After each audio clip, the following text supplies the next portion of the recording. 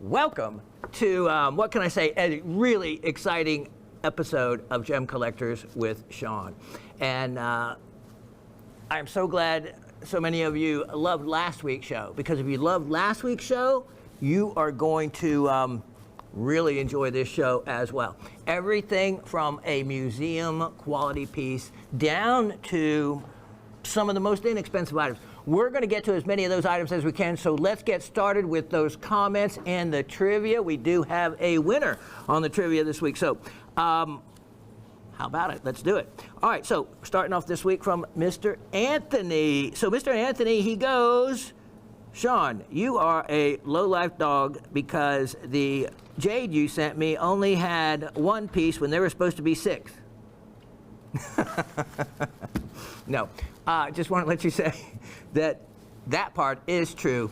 And Mr. Anthony, all's taken care of. As you know, we're going to do that, and you should be getting a call, well, seeing that you're seeing this on Monday, by, would have already gotten a call from customer service. And the other items to that 6-piece collection of jade are going out today. So you may actually have it by the time you see this on Monday. So I just want to start with that. The other thing I want to start with is, I hear from some of my elves that Miss Gabby may be circling the studio later this month. And if that's the case, well, you know I will make a point to be here. If, because I'd love to meet you or anyone else that makes their way and is able to come out to the studio. Well, I would love to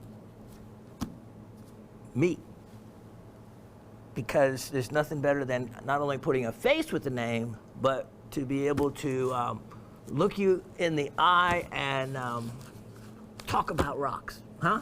So we'll look forward to that. I actually have a date. Oh, I have contacts. Well, and everybody knows that anything to do with rocks, minerals, gems, and even, you know, I go way back. Done recently a bunch of different gem cutting for Frank, along with the other Shawn. Remember, that's still Frank's #1 go-to cut by Shawn guy. Difference is the spelling of the names, and a little bit on age. So I got a couple decades on the other Shawn as far as experience. He gets to sit there and cut gemstones all day, which is a blast. But I do a little bit of everything, Master goldsmithing, silversmithing, prospecting, which I need to get back to more of. You name it. If it has to do with chemistry, minerals, rocks, fossils, jewelry, you know, master goldsmith, you name it, I can make it, at least before all else fails, and including my back. So let me see. Okay, that covers some office work. Let's get to those comments. Mr. Anthony. So, listen to this, which might be a great, remember, in the comments, it's wide open. You can really ask outside of, you know, rocks and minerals. We're a family, and sometimes families have curious questions to other family members, and this one might be one of them. All right, so he says, hello all, there's something I've been curious about for a while now. I read that first line, I said, oh, where were we going here? How did Raven get her name? You may have told us, but either missed it or can't remember. Well, here it is. Of course, if you probably have heard maybe from other shows or the Christmas special she did with Sam and his angels, heard her other name, but that didn't really fit for me. For both of us, she's Raven, and oddly enough, she was Raven even before I deemed her so. And my family, I don't even know if they know her by any other name than that. And there is a specific reason.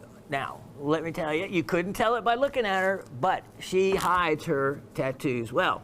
She has a magnificent raven tattoo on the back of her shoulder on top of a skull, custom designed by her, of course. And then the other one, well, one of the other ones she has, was drawn by Summer, her daughter, which you know how well Summer can paint. Remember, if any of you ever want your personal mineral specimen painted onto a wooden ornament, Miss Gabby, of course, is the one that had ordered up, I think, over 18 of them of her personal mineral specimens. And I think she's keeping her Christmas tree up year-round because she has them hanging on her Christmas tree. And a Christmas tree like that with mineral specimen wooden ornaments with the, including, she did an opal, or it was her ammonite, actually, both together. And for as good as you can get, she captured some of the colors really well.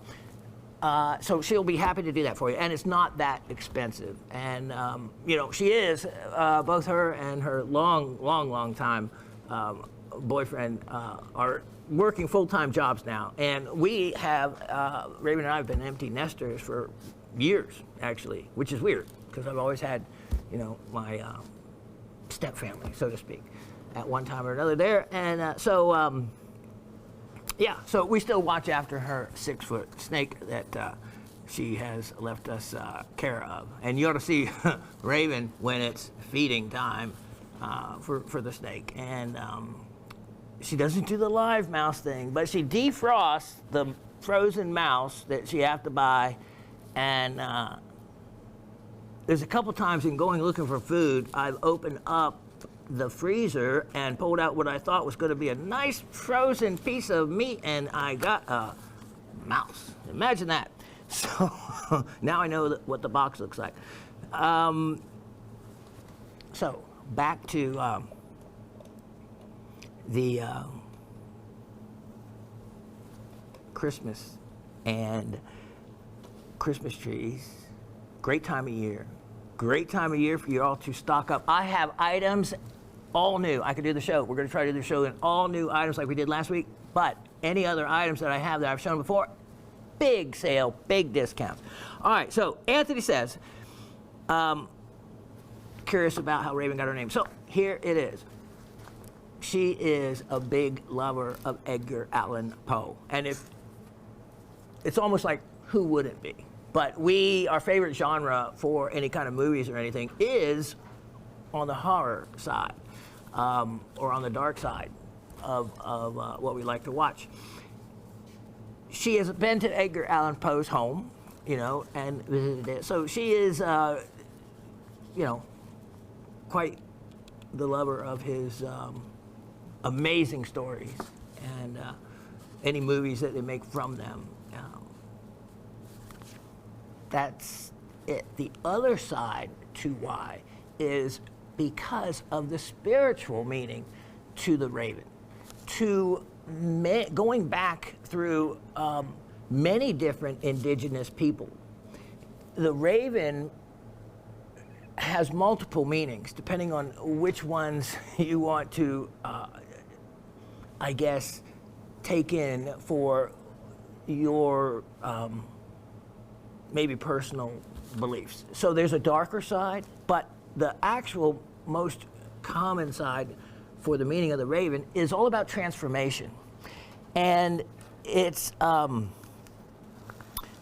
transformation and rebirth, and also about death. And that's why you often see it in movies. You know, if there's a death scene, they'll show a picture of a raven up in a tree or something like that. A lot of people don't make that connection, but it is certainly there. And of course, death is about transformation and rebirth.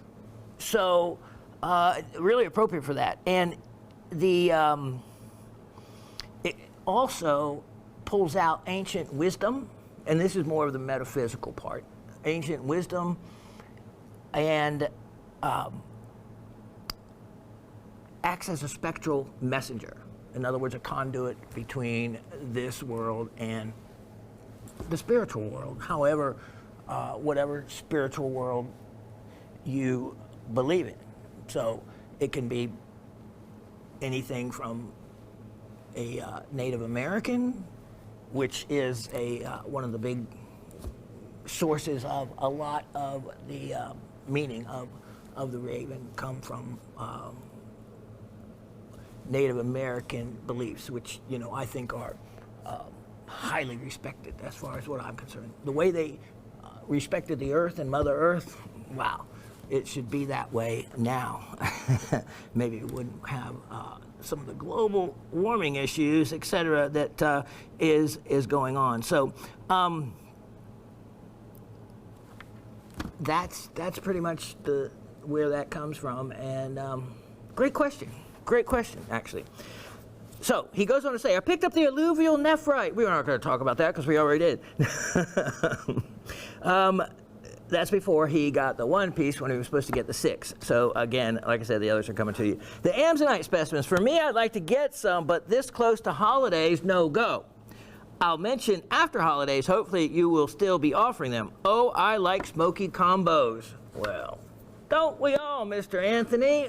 Problem is, I've actually got a number of Amazonites we're going to show today. I think Brad had mentioned that he wanted to see some. Here is the issue with Amazonites. Ready? You'll have to wait until I start showing them, and we'll discuss it all at the same time. Okay, so this actually message was from the week prior, and for whatever reason, Cyber World hung on to that message, and I did not get it until just more recently, oddly enough. But if it would have been included, you would have been the second person to have gotten the bonitoite, apophyllite, and triplite answers. The what am I?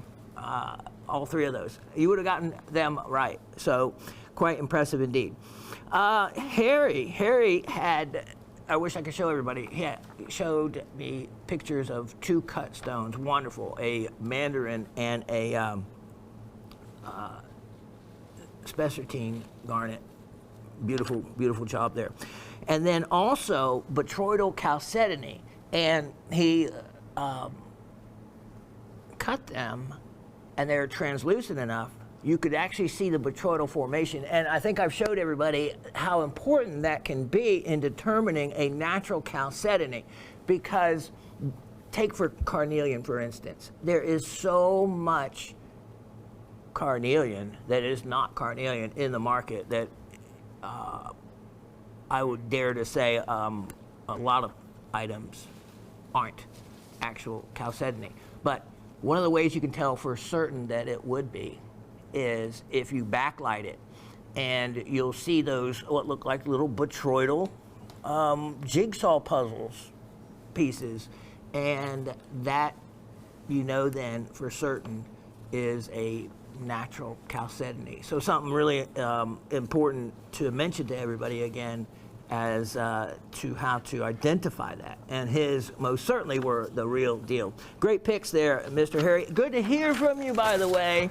And like I said, we still love to hear from you, even if you can't buy anything. It doesn't matter. That's not what this show is. Not about just show and sell, as you all know. It's about show and tell and sell a little. Sometimes more, but all right. Let's see. In another message, he goes on after the pictures. Hey there, Shawn, and the most beautiful Raven, as well as the GSN crew and all the Rockies in the family. First, I apologize for not staying in touch. First, my sister is having more issues, and regardless, she is a warrior. That's how you stay and survive. Secondly, I ended up with a small battle with COVID. Oh, I felt like doo-doo a solid week, but I have had all my rounds of vaccines, and I know that helped. Oh, I loved your comments on volcanoes and tectonics. I also love volcanoes. My half-sister lives out by St. Helens, so I too have a good staging point to go explore. I loved that. I have never seen so much pumice in my life. And as you remember last week, I told the story of how I had to send some back. Oh yeah, boxed up pumice.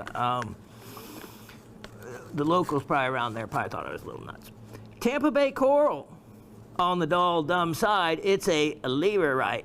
to all except rockhounds in the know, because absolutely the way those pieces look from the outside, they look like so many other, and I used to live on the beach and lived in Sarasota, so as a teenager, meaning, you know, it was girls and beer, and even as a rockhound, I looked down, but I probably should have been doing a little bit more prospecting than what I was doing.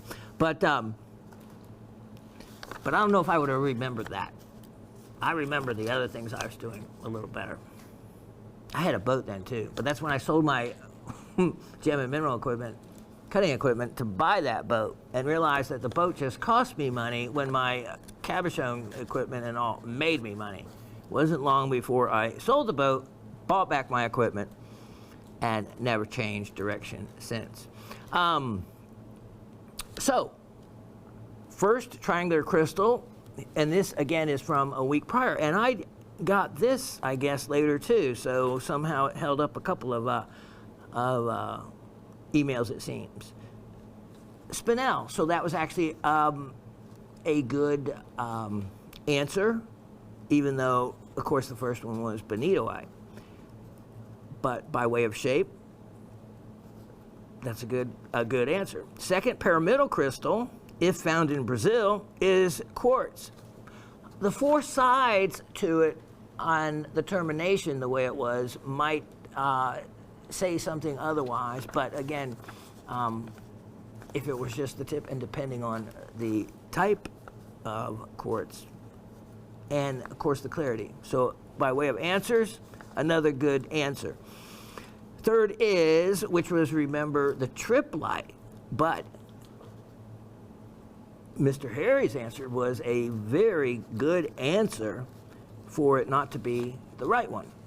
Hessonite garnet on top of matrix. So could very much be in the hessonite color range, and often the more non-crystalline shape of it as well. And may the Lord bless you and keep you, and may he make his face to shine upon you and be gracious to you. May he turn his face towards you and give you peace. Happy Thanksgiving, dear Shawn, from Mr. Harry. Same back at you. And then Anthony has another one talking about how I didn't get, he didn't get all the pieces of jade that he knew he was supposed to get 6. And even customer service, though, and it was explained to me by Miss Christie, who is the inventory queen for this show. And she said the way the system picks up quantities and numbers, it would have showed what you were told instead of the number of pieces. So, but that is why you have an inside connection. Any problems like that, just put it in the comments. It may take, of course, a couple days because of the, me getting to see them and getting back to you. But you can guarantee that all problems for this show stop right here. Good, bad, or indifferent. So we got it all settled for you. And as a matter of fact, it went out exactly of how to read the inventory for this show to the 3 other people in customer service, so that that mistake wouldn't occur again. So you were probably a help to several people. Oh, it also occurred when Christy wasn't here that week, and a wonderful, sweet Nicole, who's been here for forever and has worked my overnight shows back when we did them as a enterer. So we go way back, and she was new to doing the inventory for that show, so now she's been updated on what to look for as well. So it educated a lot of people, that error. So good comes from bad, hopefully more often than it does. Mr. Anthony says, hello all, not sure why, but my comment didn't get read last week. I didn't get the comment, that's why. Anyway, great show. I sent another message to you about the alluvial jade I bought. I received the order, but with just 1 piece. About the silver piggies made in Israel. I have a friend, his mother had a small collection of piggies and swine related art, sculptures, and alike. It's amazing how many people actually collect carvings of pigs. And I know that because of the live show that I did for 9 years from 3 a.m. to 9 a.m. We had a lot of different gemstone carvings of all kinds of different animals, and the pigs were a big seller. So I know from that alone. Now, this woman is a character, a typical Jewish bubby, meaning grandmother. Funny. She definitely took the lighter side approach to the consumption of swine. They didn't eat it, but it was just kind of a goof in amongst the family. I would have got it for her, but she is in her 90s now and lives in assisted living. That would have been clever. Answers to the new trivia questions, which were, what is the chemical composition of, I don't have the exact questions here. If I leaned right down here, I could get them. I should have been already prepared. But here we go.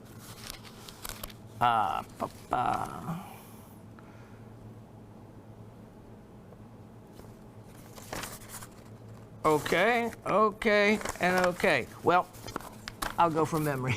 What was the chemical composition of cinnabar? Which was mercury and sulfur. And, oh yeah, here they are. Okay, I knew it'd be somewhere. So, what elements make up cinnabar? See, I remembered that well.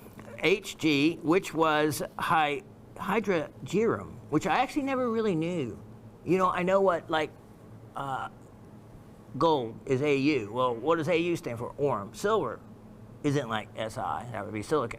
Is Ag for argentum, etc. And I didn't really know mercury, which surprised me. And now I know why. Hydrogerum, I'm not even sure I've ever heard that. So that was something I learned new, which was really cool to learn that through this.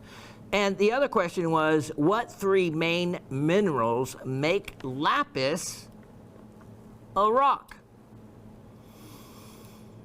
And so there were a few different answers.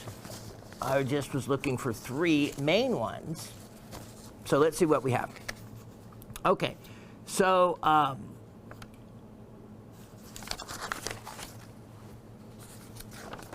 let's see, Anthony, yep, here we go.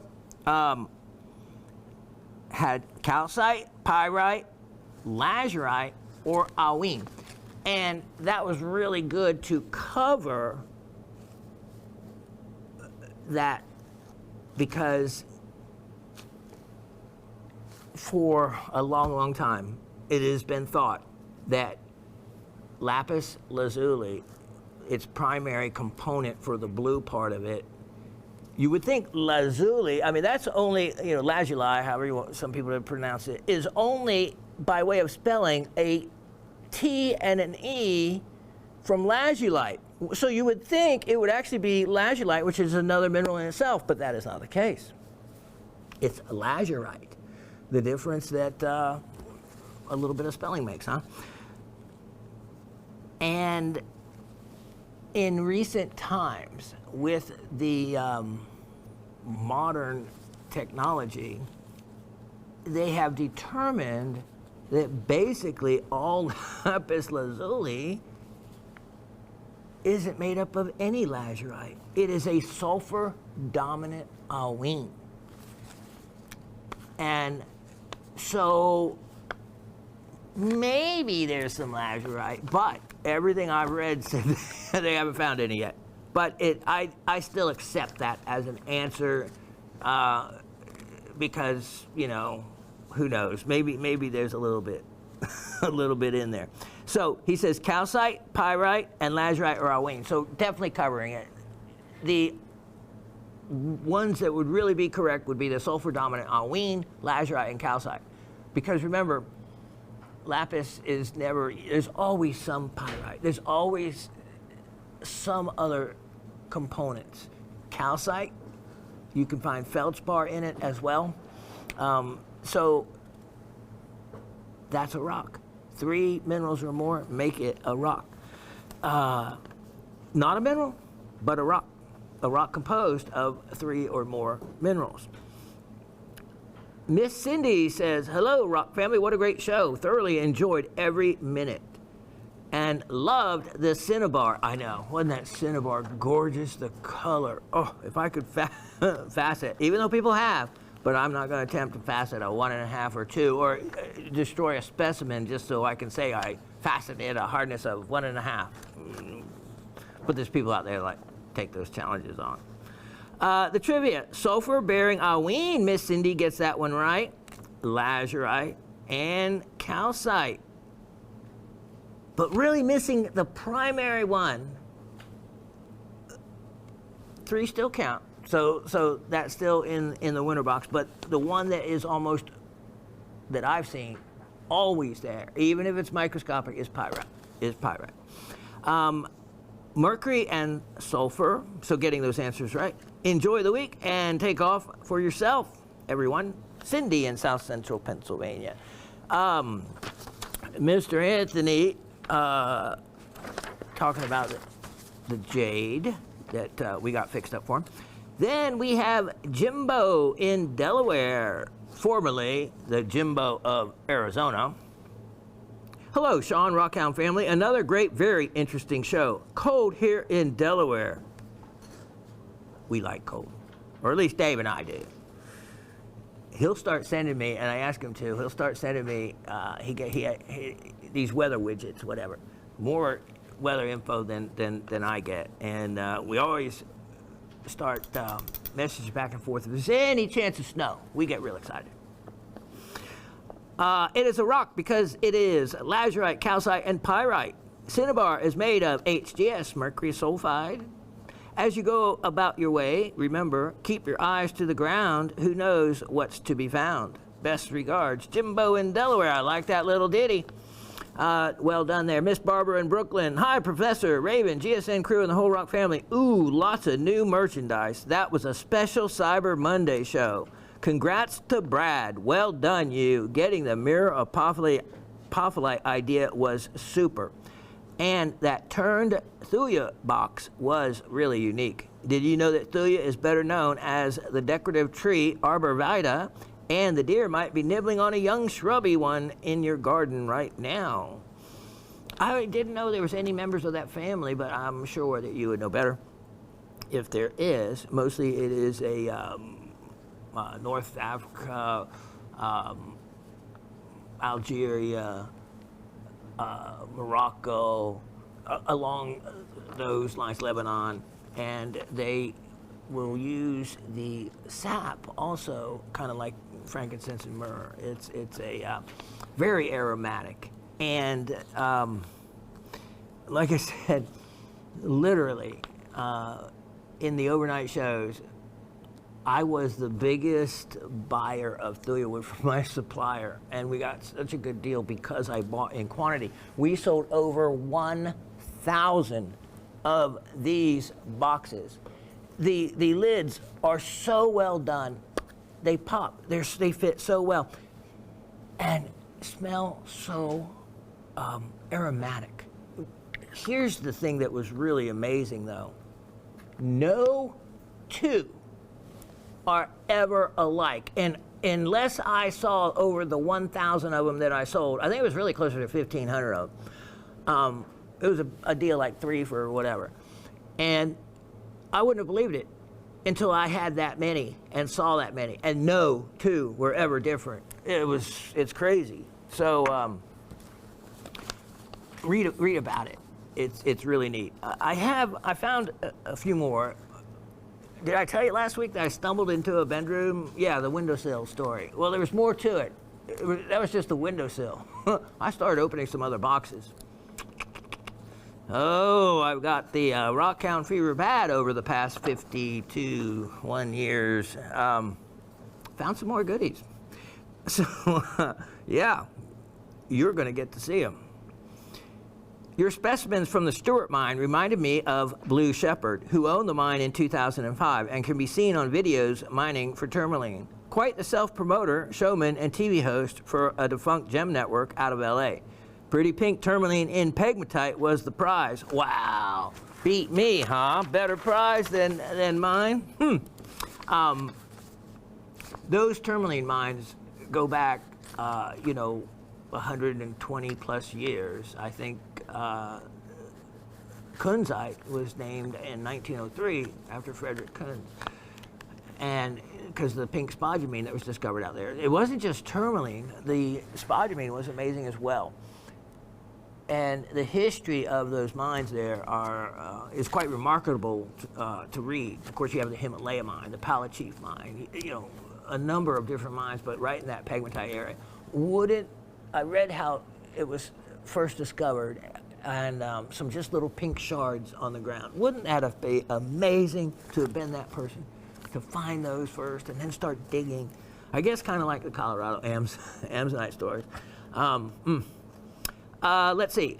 There's a nice article on agatized coral from Florida in the February 2023 Rock and Gem magazine for anyone that wants to read up on the phenomenon you introduced us to. As to the trivia, lazurite, aween, pyrite, and calcite make up lapis rock.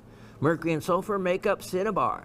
Seeing the first lake effect snow flurries here in NYC. Winter is knocking on the door. Stock up on gem magazines and hot cocoa mix. Be well all. Miss Barbara from Brooklyn. Mr. Brad from Pittsburgh, Pennsylvania. To Shawn, the Raven, Asif, Latif, Dave, gem shopping staff, and the whole Rock family. And spelling everyone's name, including as if. Greetings. Opting out this week because he won last week, I guess. People, none of you have to opt out, but it's always cool that if you do. I haven't gotten through the entire YouTube this week, but I wanted to say thank you in advance for the prize. I don't have a good aqua specimen yet for my collection, so that is perfect. Imagine for him to win. So it was a aqua in here, and in one of these. And I can't imagine that Brad, who has an amazing collection, I think, of specimens, it sounds like, at least starting off from the items that he's gotten from me, not having an aqua. So that was neat. To gift something free that was better than anything that he had. It's like, wow, okay, that was a neat gift. And so,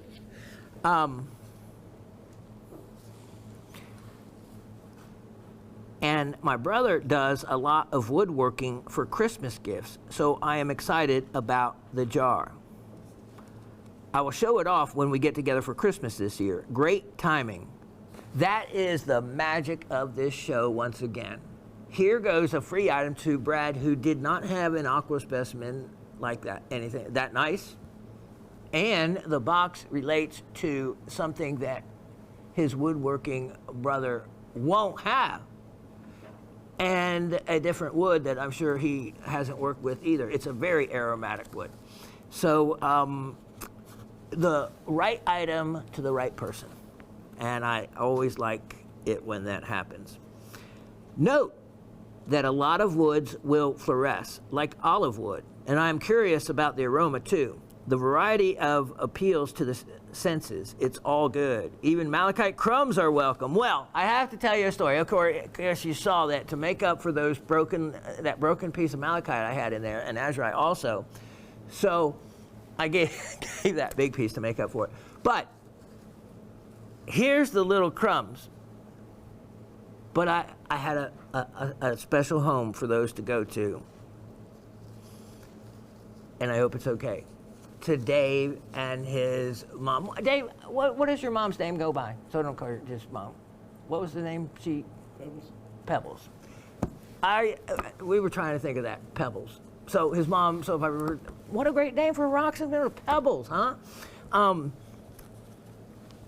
So those little items are going to go to his mom because remember, from the little,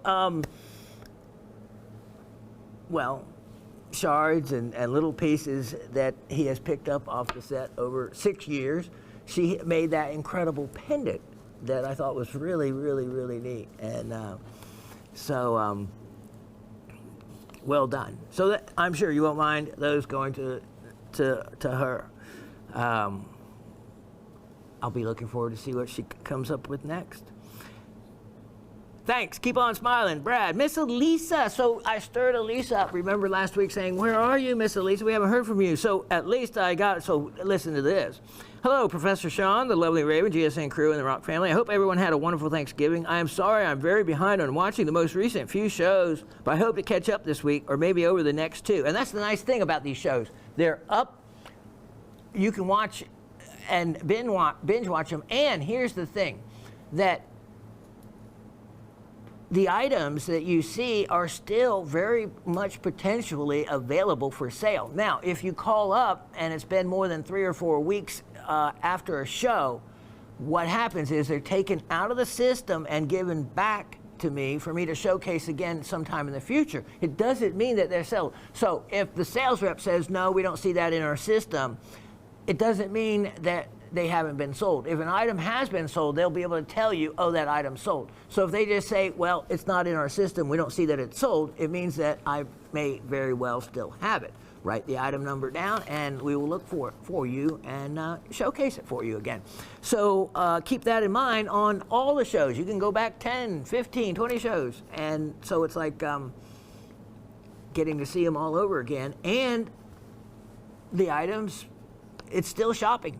It's still shopping. It's not like they're taken away unless they're sold. And believe me, all of you didn't buy everything because I still have lots left. I hope everyone. Okay, let's see. Okay, we have all been very sick here, and that's the bad part. Sorry, Miss Elisa. And I can honestly say some days it feels like an accomplishment for me just to make it out of bed. Oh, that's terrible. But I want to let you all know that I'm still kicking, just not back at full strength yet. I hope everyone is doing well. I miss you all and hope to get back up soon. Take care, Miss Elisa. Miss Elisa, I'm glad you responded and let us all know because, you know, I do wonder. I do when I don't hear. But I know from the views, there's still a lot of people watching it. So there's a lot of you out there that, the closet watchers, I used to say. And that's quite all right. This is the fun part. This is trivia. This is also the learning part. And you can just listen. Like I said, almost all of you love this, the commentary part of it. And I'm sure there's many of you that love it as well because it's a learning experience. And just, you know, don't partake in the comments, which is absolutely fine. Nor do you have to partake in the trivia. Just write the comments in. Okay, so what I wanted to say about Brad's comment about fluorescent wood, that was a new one for me. So guess what? Where is it? It's not far. I brought my very effective and high-end Geiger counter. I say high-end because they make these, I guess you call them Geiger counters, but you get what you pay for. And you know, some of these that are $200 or $300, you get what you pay for. Mine is not that.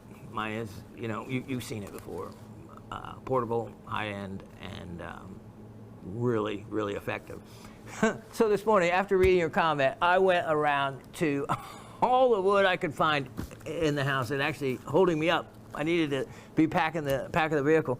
And I knew that it was probably possible because I know Brazil nuts are radioactive, you know, to some degree because of the ground that the trees grow in is slightly radioactive, as a lot of different grounds around the world are.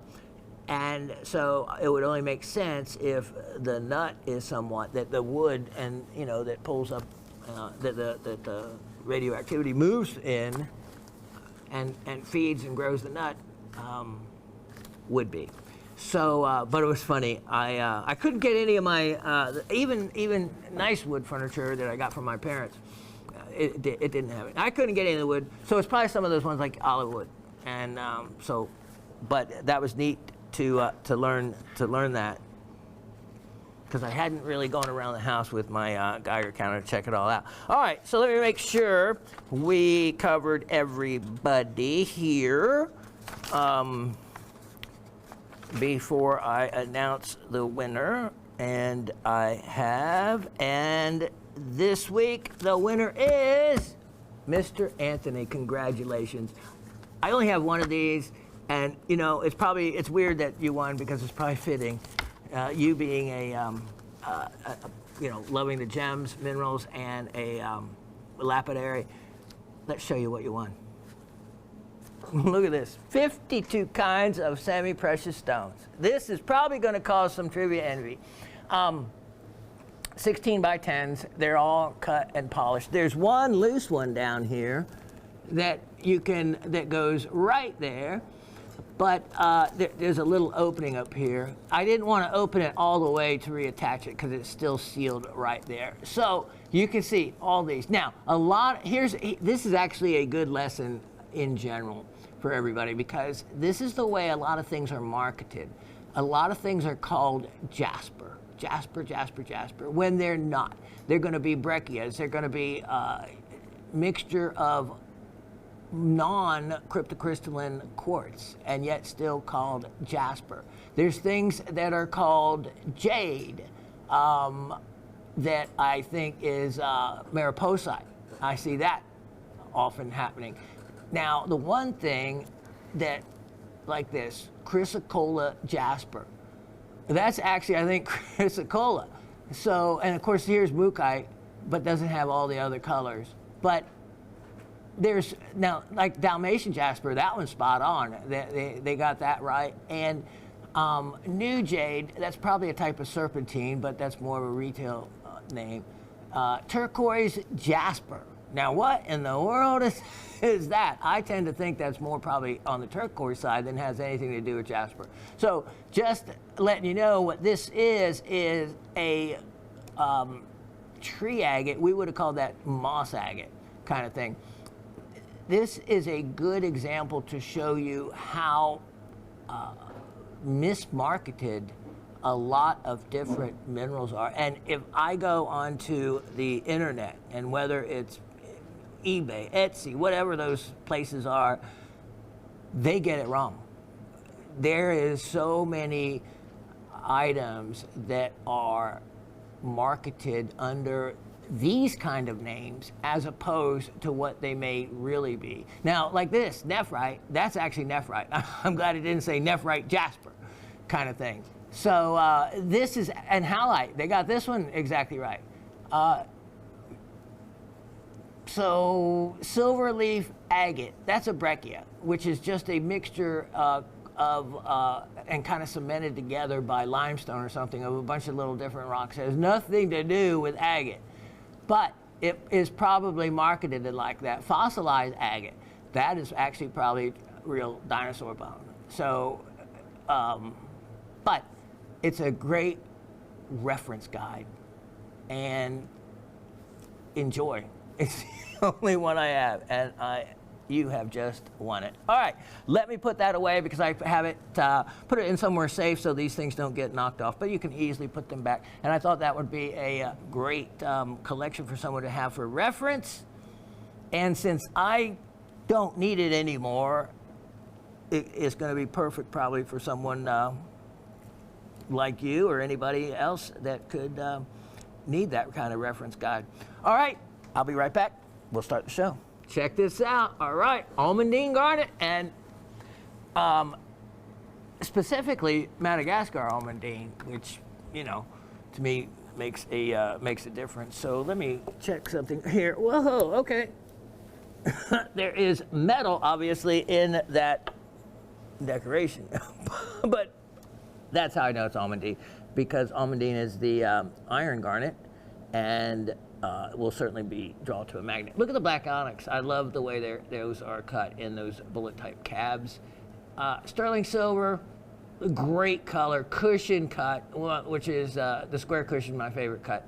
Anyway, I have these crazy sale price. You know, have you seen silver and gold? Gold is approaching, of course, record highs again, and silver following behind it. So I should be going up on the price instead of going down. Sale price right now, I told you I would, $21 for the pair. Can't beat that. All right, next item. We're gonna move quick. We have lots to do. 114-8223. Now, this item is one you haven't seen, and I could go through the effort of putting them on that tree if I was. Yes, sir. That one would be 114-8223. These, never been shown before, I thought were really pretty, actually, really pretty. And look at that. Look at the blue topaz and mother of pearl in a flower design. Those leaves had to be carved. There's so much work to hand making these. To be able to sell them for the price that I'm going to, sterling silver back, and look at even the cut. So these were really, really nicely made, and it wasn't anything that I thought would be scrapped or should be. I think they're really very attractive, and never shown, but still sale priced $18. Wow, $18 for, both of them, not just for one. So let me set them right there while I get my hand ready to show the next item. Now, this one deserves another showcase because I think everyone was sleeping on the job when you were watching my presentation of this particular skull. This is crazy beautiful. If you just, even from the distance we're at right now, you can see how large this is. You can see the opal reflecting everywhere from amongst the matrix, which is ironstone. And that's why it tends to be heavy, because there's actually upwards of a 30% content, and in some places it's high enough that they can actually mine this material for iron. This actually, my friend Roddy actually has a mine, his own mine, and that's where this material came from. And he's shown me pictures of it, and I have sold in this show spheres and a lot of cabochones. I sold over 50 different cabochones in the live show from his mine. Now, as we go in, yes, sir. Item number on this guy is 113 and 9023. I might have read that wrong to you, sir. 113 9023. You have to put up with this old man's eyes. Look at that, David getting right in there. Okay, how can you tell something's Croy? Croy is from a particular area of Queensland, and Queensland is the territory above New South Wales. And of course, I've been in all throughout New South Wales, which is where Lightning Ridge is. Lightning Ridge is all the way at the northern portion of that territory. New South Wales is where Sydney is on the coast, and Queensland is above that, but it's kind of all in the same geologic district, just a little bit ways away. And Koroi is a pattern. It's recognizable by these swirls like that, whereas other boulder opal doesn't have those. Look at this. This is classic. And the opal is stunning. Even into the eye sockets, you have the silica, and almost all the silica in this piece has a play of color. I mean, look at this. Look at the upper lip. And then the teeth, the back of the mouth actually has a large section of opal. If you wanted to get in there and hand polish that, it looks like it has, it definitely has fire. I can see it from there. Look at that. This guy has got more teeth than I do. So, hopefully Santa might bring me a solution to my, to my teeth. Look at this. If I had a skull full of opal like that, boy, it might be worth more than what it's going to be in the end. Then I'd be sitting on some sales guy's turntable talking about how this guy, he liked this rock so much, his brain turned to opal. This is a wonderful piece. It is very unusual. Look at this. And I'm going to make it very affordable. It gets even better because it is signed and numbered. So you can see the AF right there and a numbering system. It looks like, I don't know exactly how that's broken down and what it relates to, but it's actually a numbered piece. So that's pretty cool. It doesn't mean a quantity. It just is a catalog number, probably. Look at it. Look at the fire in this. I mean, unless you're going to spend thousands, this is one of the most affordable opportunities on one of the prettiest Boulder opal skulls I've ever seen. And it has a nice weight and size. Look at that. Look at that guy. So here's your opportunity, and you know what? I shouldn't do it, but I am going to offer this at a discounted opportunity. I tell you what, because because I need those teeth, this guy doesn't anymore. I am going to drop the price on this one considerably. Not that the other price, it was certainly well worth it at the other price, but at this price, it really is going to be a deal breaker. If you ever want one, now's the time, because it's only going to be $288. $288.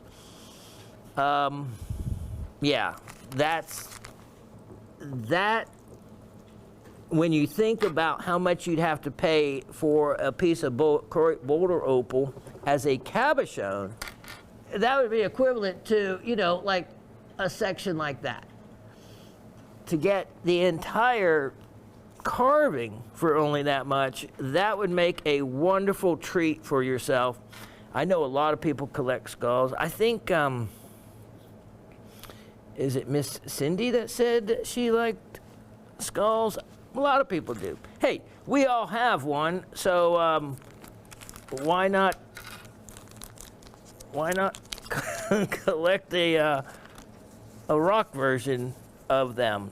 You should see our house. Of course, the Raven, that's her thing. I think I brought in that big quartz crystal with a skull carved as part of it and showed it to all of you one time as part of her collection. I still have not brought in her almost life-size labradorite skulls that are mind-boggling by way of color. Just simply stunning.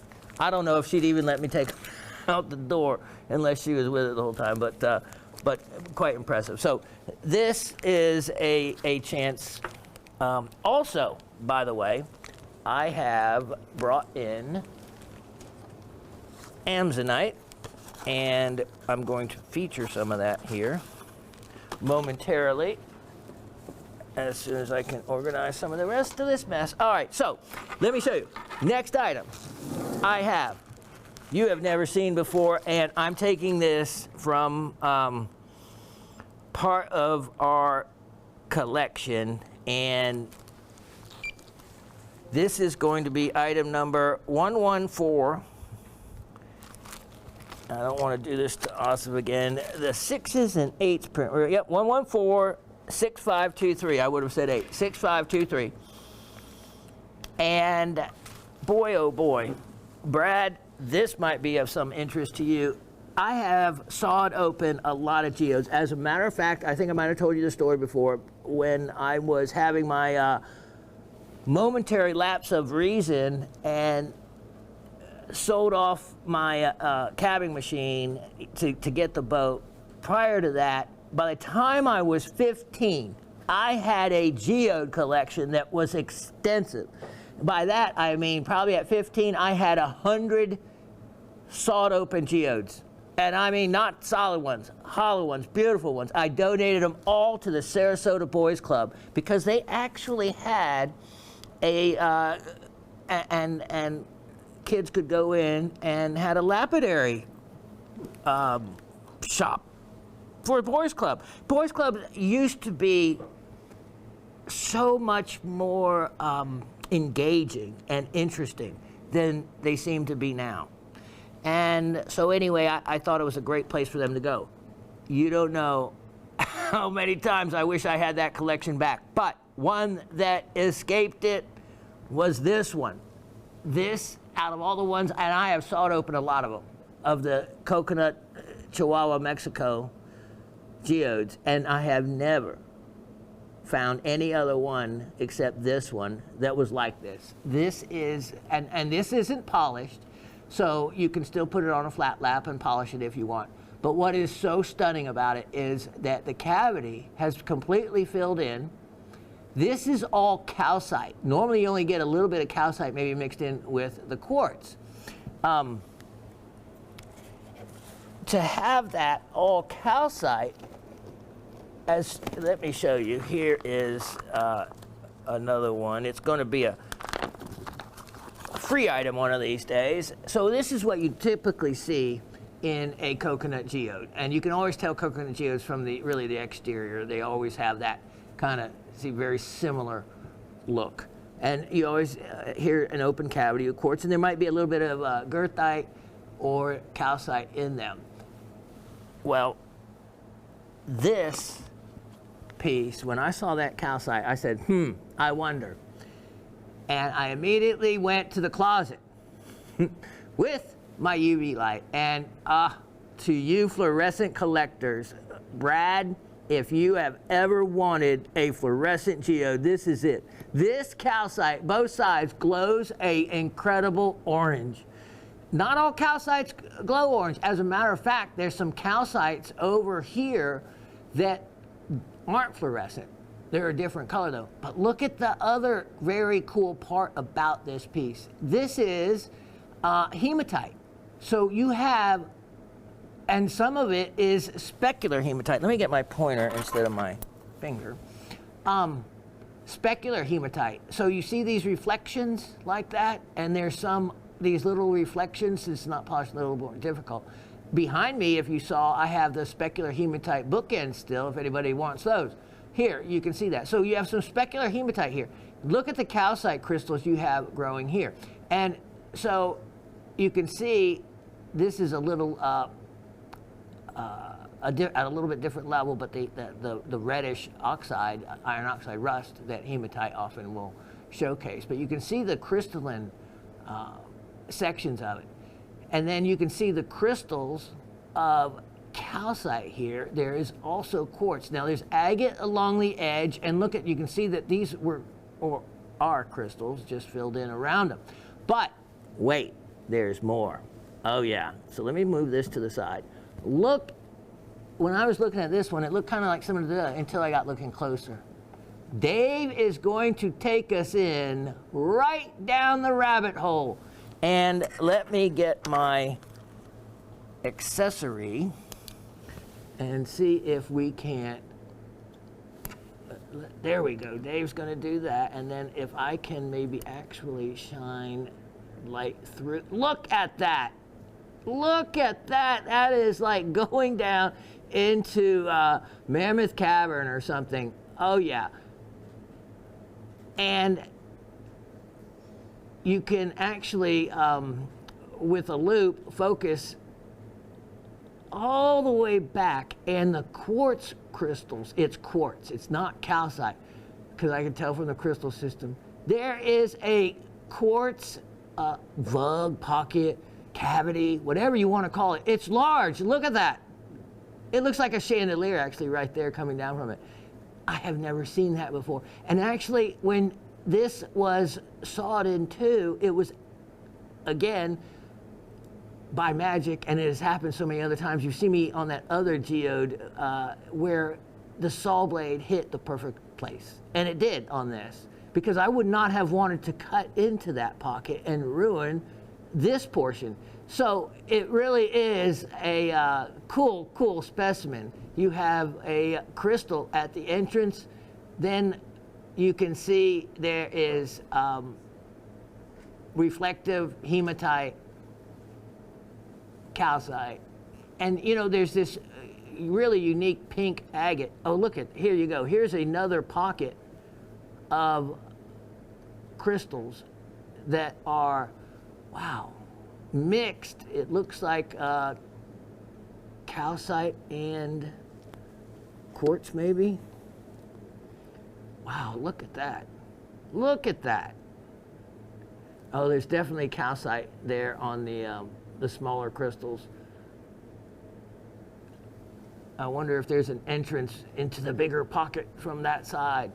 You know, that is what's so magical about rocks and minerals, is no two are ever alike. Every one is its own individual piece, and this was certainly it. And in any other time, I would keep this continuing on and on. But there comes a point, I'm 62, as you know, January is my birthstone, soon to be 63, and it's time for me to share these with all of you.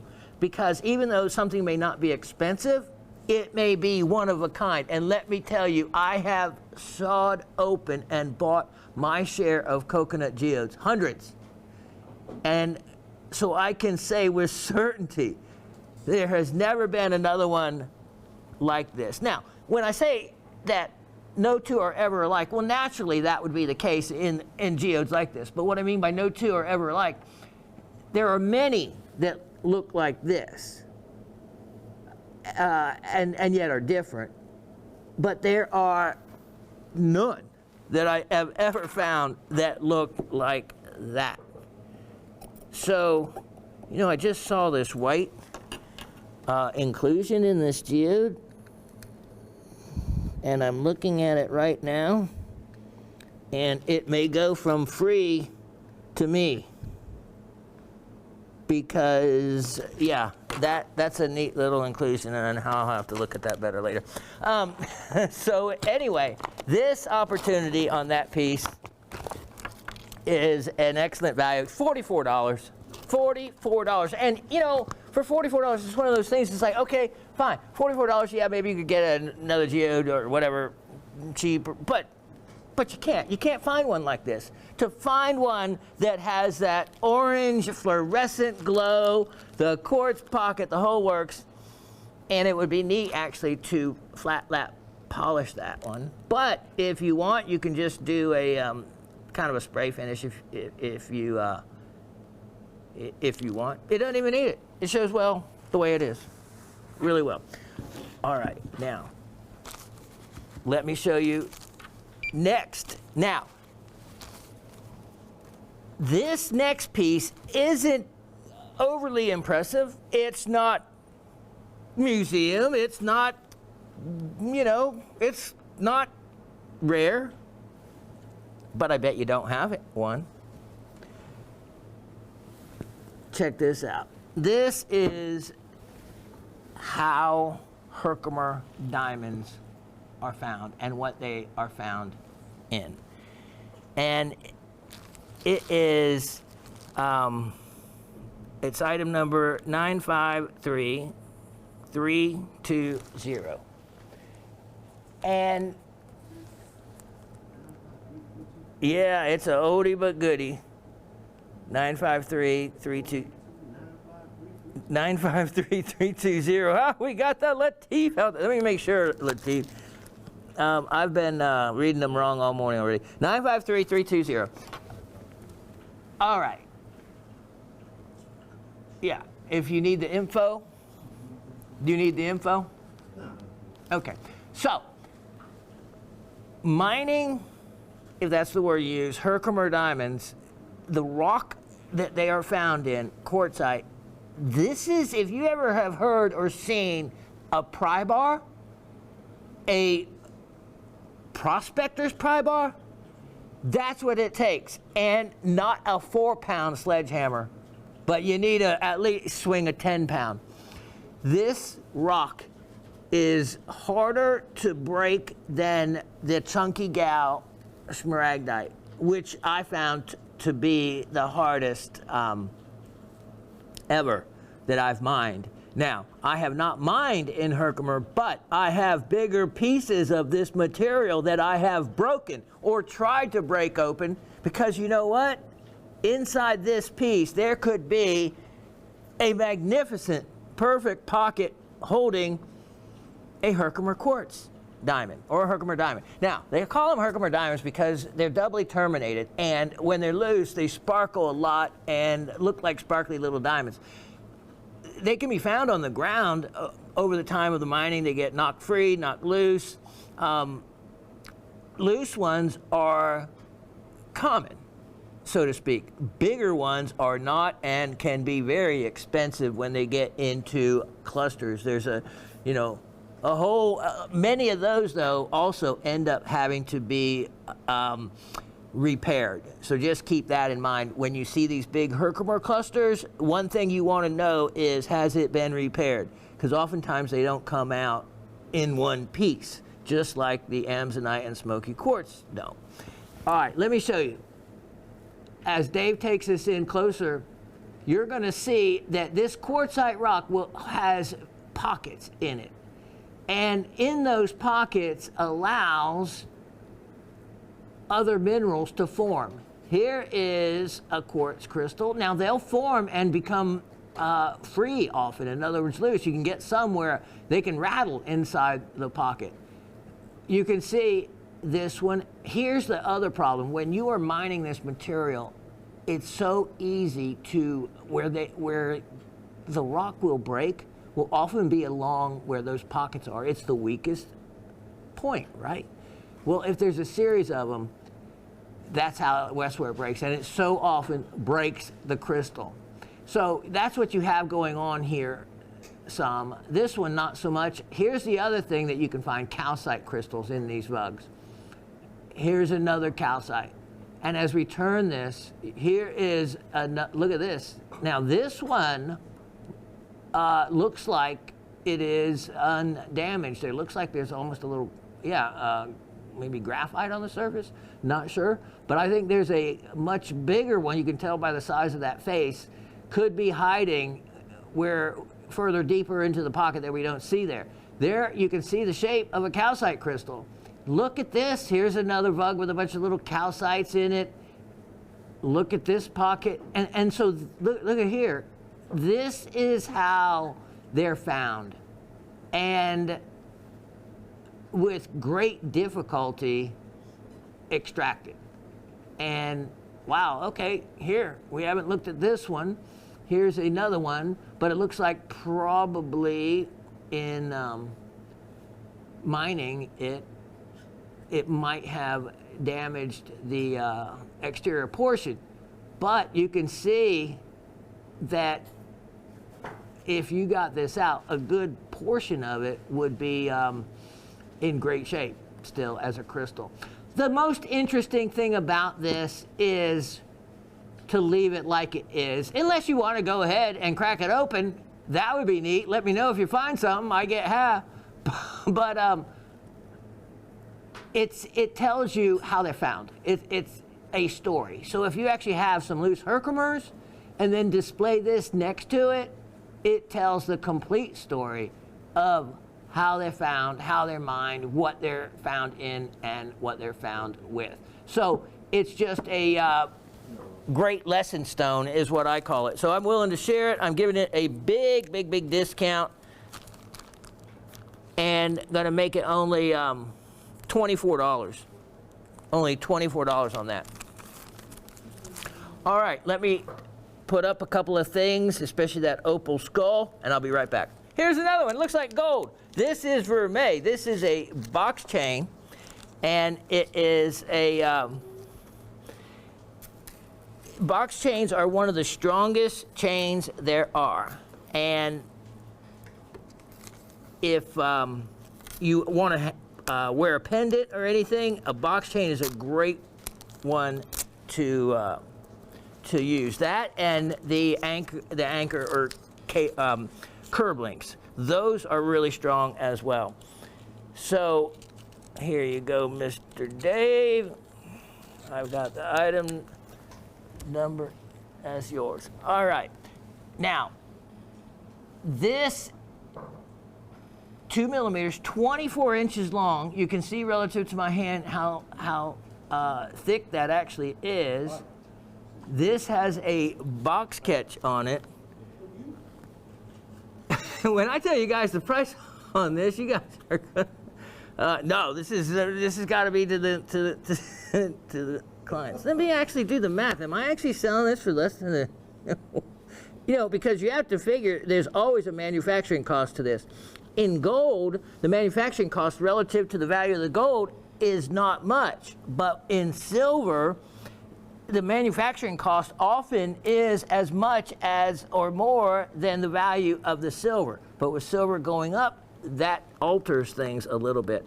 So I'm just going from some numbers that I make up in my head.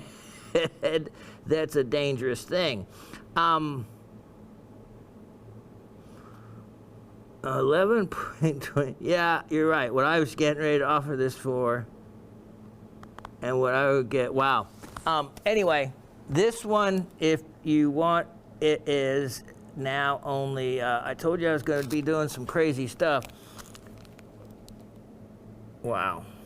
How about $24? $24. Look at that. That is a beautiful, beautiful chain, and this will be the last chance. If it's not bought, what I can get for it, it's versus the airtime spent trying to sell it. It's easier and better if I just go and scrap it. Believe it or not. So last chance, 24-inch chain, $24. Let's see who is the lucky one that gets it. Now, wait till you see this one, guys. Let's look at item 114-7123. I have a deal that I haven't done a deal like this before. Now, I'm not going to take them all out. I'm just going to show you. I have 7 pair of earrings. I'll flip through these. Let me show you. Okay, so this pair, you can see they're the regular, balls, but they have the ring on them that you just open up and you can attach and hang anything you want off of them. That just is like a freebie. All right, here's another pair. All these are sterling silver. This is really nice quality aventurine. Here is freshwater pearls.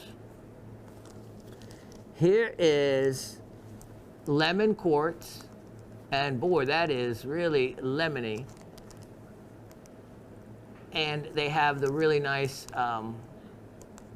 hooks, the kind of hanging, the clip hooks work very well. Here is a pair of citrines. And this is vermeil, so this is gold over silver.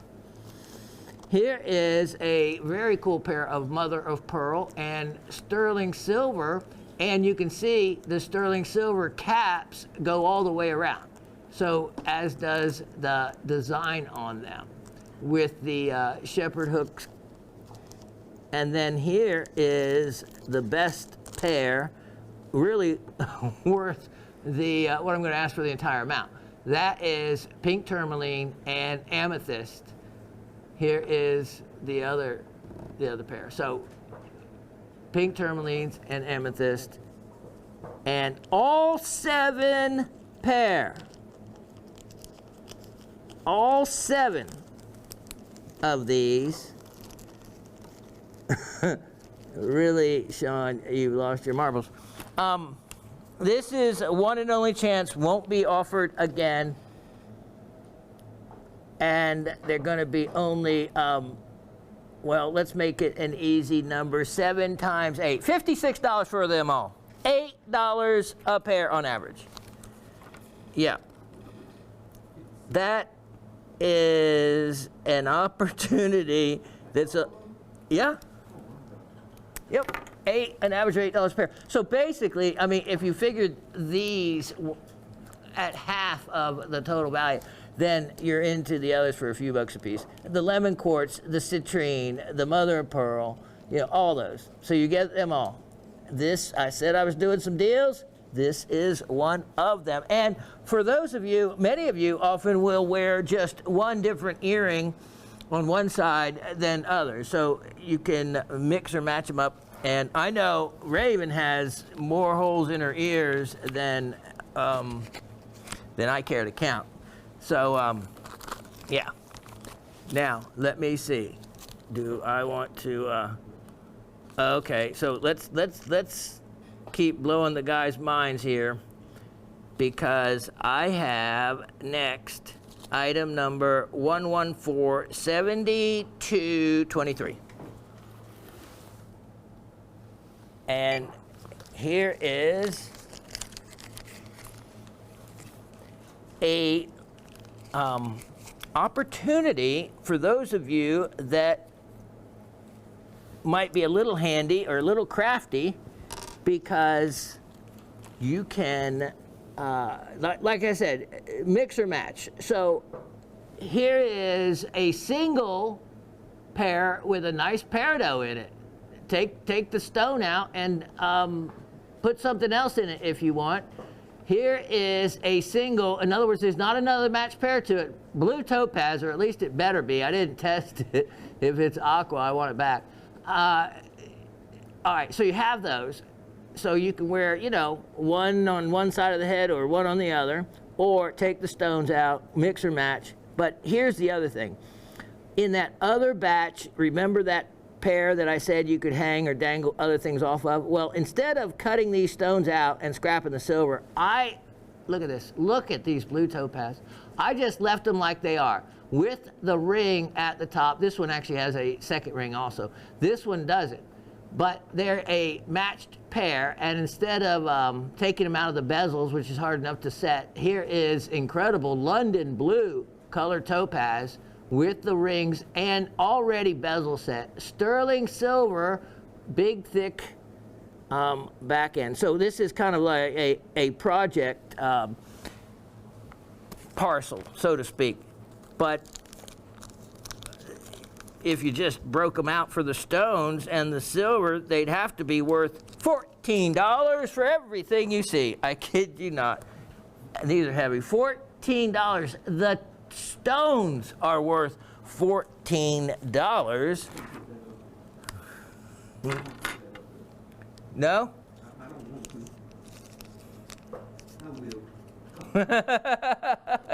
He's not wanting to put that price up there. I know. Well, I'm glad you think it that way. Now, the clients watching, they better get it, because I tell you what, these barely survived me scrapping them this time around, but they were just all too nice. It was just all too good of a deal. I said, well, you know what? I'll just make it such a good deal that they get one chance at getting them, and after that, I mean, for what I'd be getting for the pieces, it's just as profitable for me to scrap them. Let me show you item 1148323. Here is another really neat thing. It is a product of me scrapping the necklace. You may remember the necklace. I offered the entire necklace, sterling silver, real expensive. Well, guess what? You didn't buy it. So with silver at what it is, I scrapped the necklace, but I saved the very unique stones from it. Look at these. This is some beautiful quality lapis. And again, and they're drilled. So these are project pieces to make earrings, single pair of earrings from, or whatever you want to do with them. really, really cool. Let's go in and look at these a little closer, because like I said, it's almost impossible not to find some pyrite, even in the best of lapis. And you can see the pyrite right in there. If you don't find pyrite, then you start to question it. The coloring doesn't bother me. A lot of lapis has, of course, the mixed colors. And with that really nice chain, it had that custom pendant piece and all. A lot of time and effort was put. Look, you can see the lapis, the pyrite all in there. So anyway, those 5 pieces, if you were to cut and polish those, I don't know how much time that would take. That would be a lot of work. Anyway, you can have them all for only, I call it a bead stringer project right there, $18. But, with them drilled like that, all you do is take a kidney hook or one of these with that ring right there that opens up with a simple pair of pliers, and you can use a jump ring to attach it to. It's just, in other words, you can be your own jeweler. Just like some of us can do simple car repairs. That's how, put water in the radiator. That's about as easy as what that is. That is putting water in the radiator to make those into a pair of earrings. So, yeah. $18. Wow. So that's like, for 5, that's like $3.50. Wow, that is opportunity. Okay, so there's a few jewelry pieces. Let me tuck these away. Next, we're going to keep it mixed up. We have a lot to get to, and including a museum quality item. It's going to boggle your mind. Next, I have item 1146623. Let me check that. 1146623. And how much did we say? Oh, 11? Yeah, okay. We'll get straight. All right, let me show you. I have a rarity. And this is something from Australia.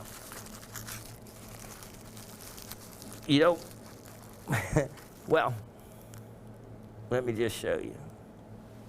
And the piece will speak for itself. These are so cool. I love azurite anyway. Look at this. Azurite suns. And that's what they're called, because you can see the crystal formation of them is in the, kind of round, look like the sunburst. You can see how they radiate out from the center in the crystal formation. And it's on kaolinite, which is a amazing soft material anyway. And I had an early experience with kaolin on my uncle's property that I told you where I got really my start in Franklin, North Carolina. In Otto, just south of that, he had a 200-acre apple farm. And at the very top of his property, at the edge of his property, and the national forest behind it, there was an old mica mine. And this, I was, young, but motorbikes, you could either hike up there, which was a really strenuous hike, or you could take a motorbike. I hiked up there, and after that, I decided I'd take one of the family's motorbikes. It was a Yamaha 175. I'll never forget. And a 175, I think I was about 14, was really big. I should have been on something more like a 125. Ladies, if you don't know the size of the one I'm talking about, well, just go along with the story. So I was on this motorbike that was really a little bit more powerful, a little bit bigger than I would have preferred, but that's what was available, and I was not walking up that.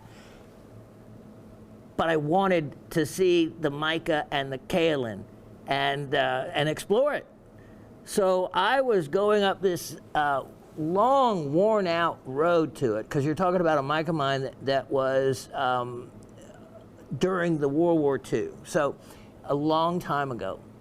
And the track, it wasn't even an old road. It had been totally washed out. There were, many-year-old trees growing up in the middle of it. But I was up there, I was heading there, I was getting there on the bike, doing just fine.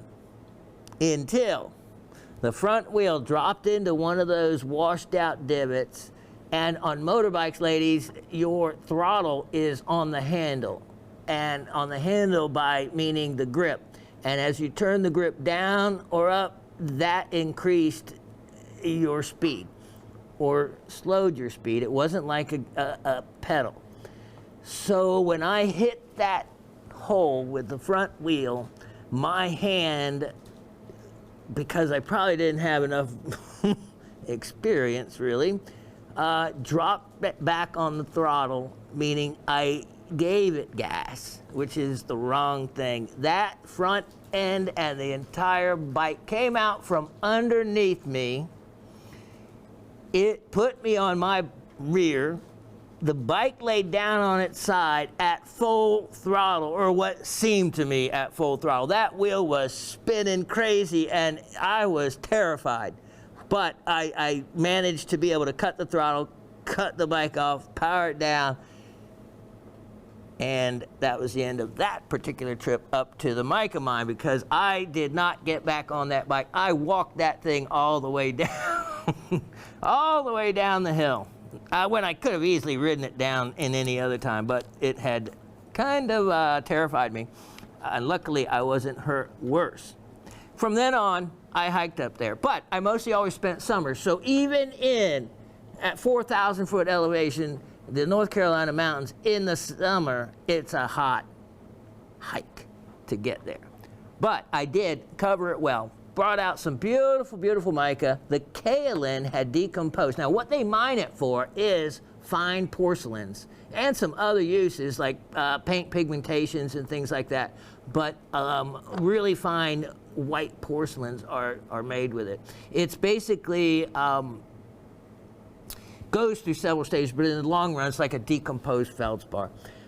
So anyway, you get to see just how white this material is from that long story. But, you know, that's how my mom taught me to tell stories. It was an I said, you said. She said, I want to hear the story. And she said, I want it in I said, you said form, meaning the complete story, don't leave anything out. She mostly said that after a Friday night and wanted to know what trouble I'd been in.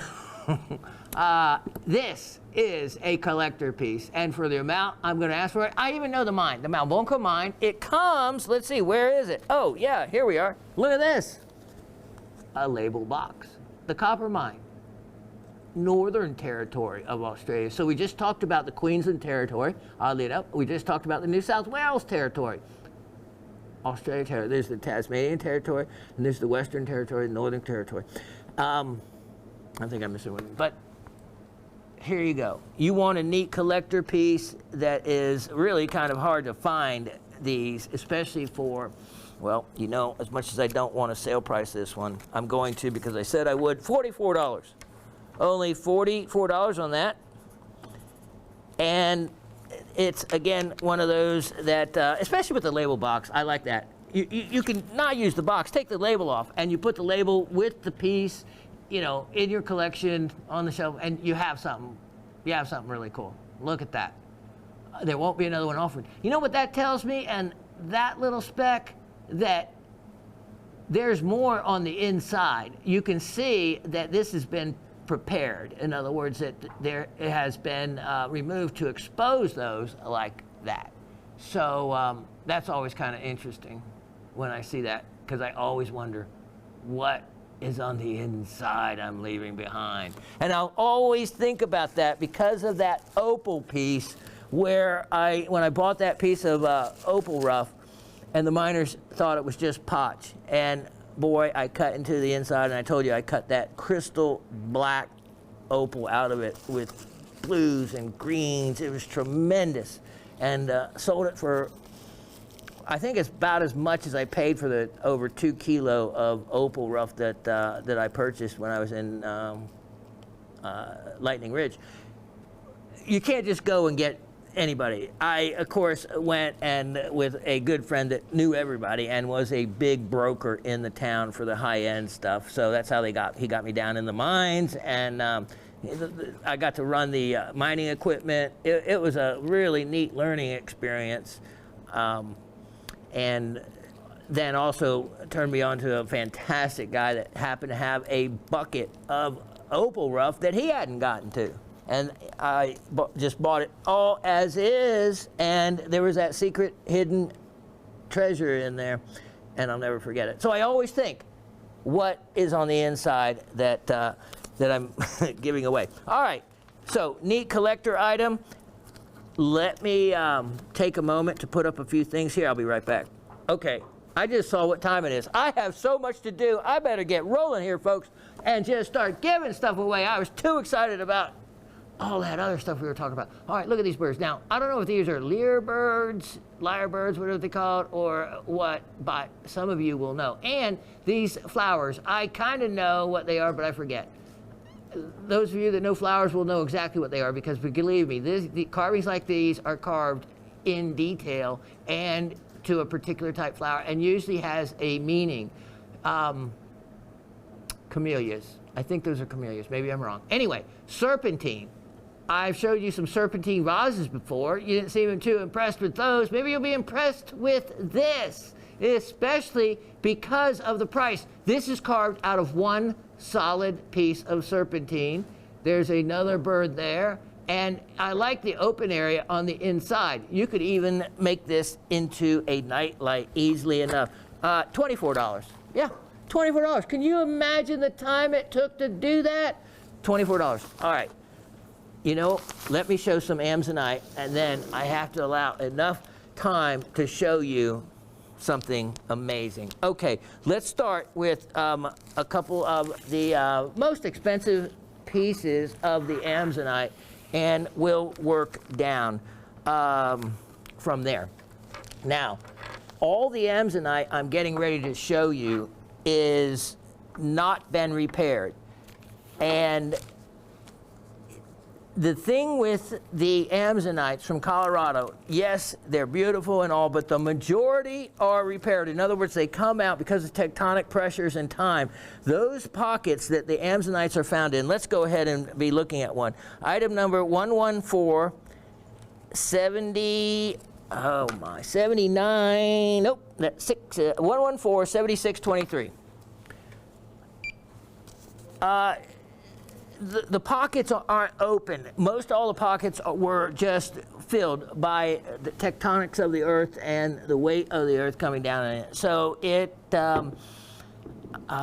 broke apart a lot of the smoky quartz and a lot of the Amazonites into sections. Now, when they hit these, they take massive photographs of them so they can reconstruct them. But yes, I do feel that a piece that has not been repaired has more value than a piece that has been repaired. Now, I have some Amazonites, some of the bigger ones, that have been repaired.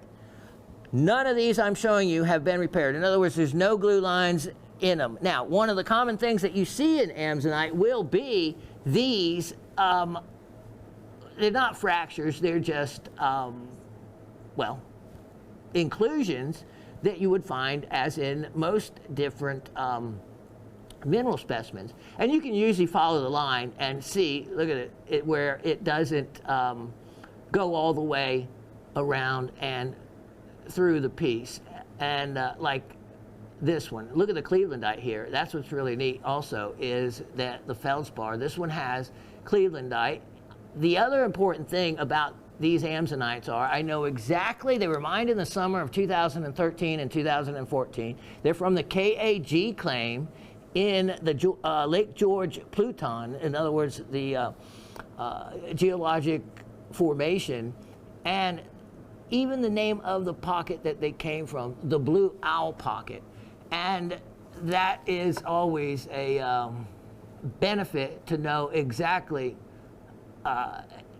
even the name of the pocket that they were discovered from.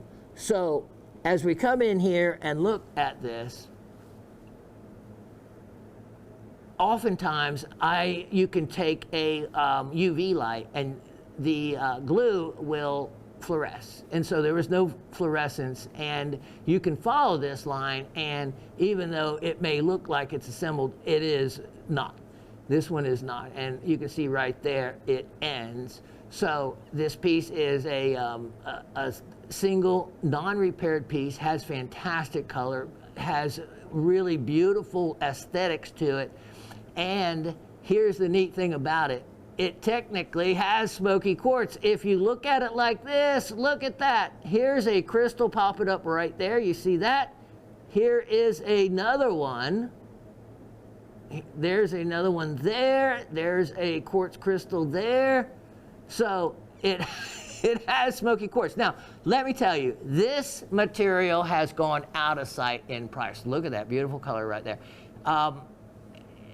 You know, the Prospectors show didn't help it. It made it really popular, and the ones with smoky quartz, unless you want to add zeros to the prices I'm going to give you, it would be so extremely expensive. I looked, there is not that many choices out there in affordable Amsonite. And Amsonite is a type of feldspar. It's a microcline feldspar, which is a potassium feldspar. And it was named after a particular locality of where some was discovered near the Amazon River. So it does have a connection to the Amazon River. I think some of the finest in the world does and has come from Colorado, without a doubt, especially with the smoky quartz combinations. This one is only $118. $118. It's big, it's showy, it has what you want, it has fantastic terminations, a beautiful look to it. And at that price, it's a bargain. It is a true bargain on that. Now, let me see. Here we go. Let's look at item 114. Let's see. What number I had given you? That was 76 I gave you. Yeah, 1147823. 7823. Now, take a look at this. This one is the most expensive one, I think, that I'm showcasing today, and it is really, in the world of Amsonite from Colorado, affordable Amsonite from Colorado, a very attractive piece. It has multiple areas of the albite feldspar known as Clevelandite. You can always tell Clevelandite because it'll be, you'll have that formation that looks like there is thin layers to it, kind of, or spiky like that, different than other.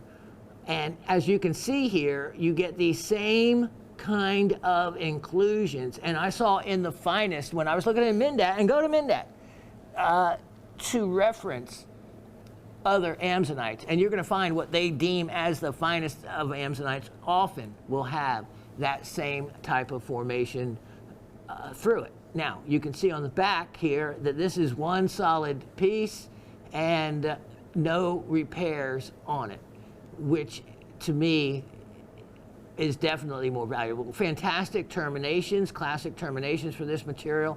This is a really attractive specimen. Price on this one, only $148. Only $148. An excellent value in the world of Amsonite.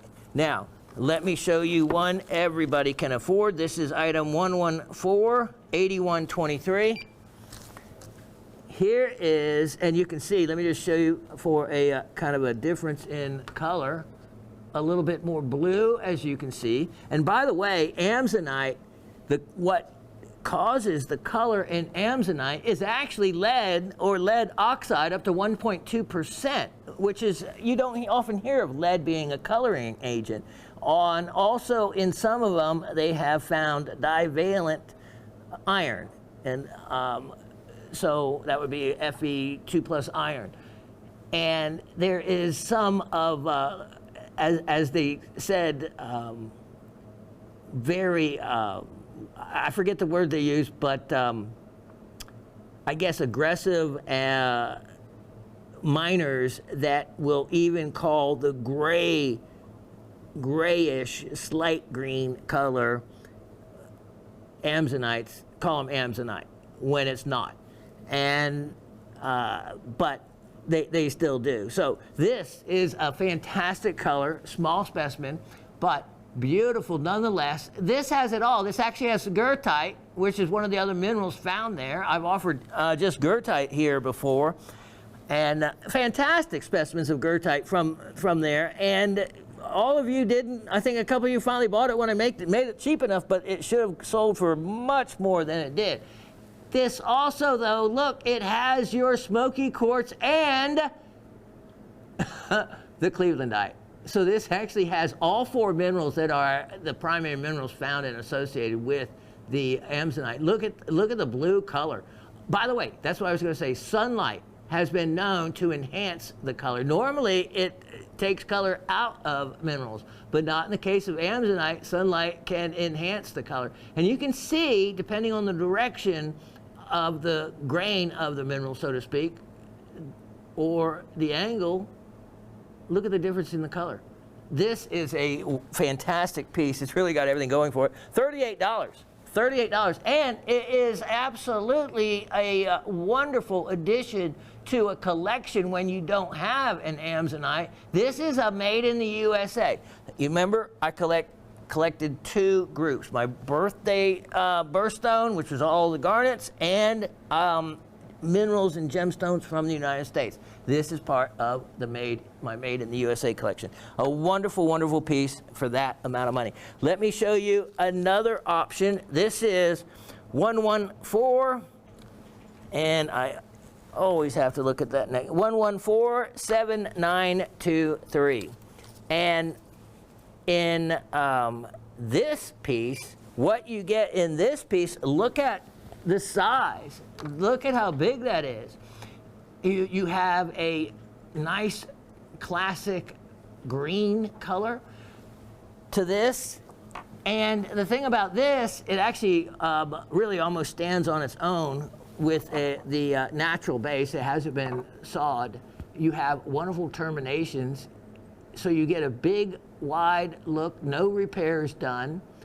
There is some crystallization back there. There's also, like right there, I wonder what that is. If that's just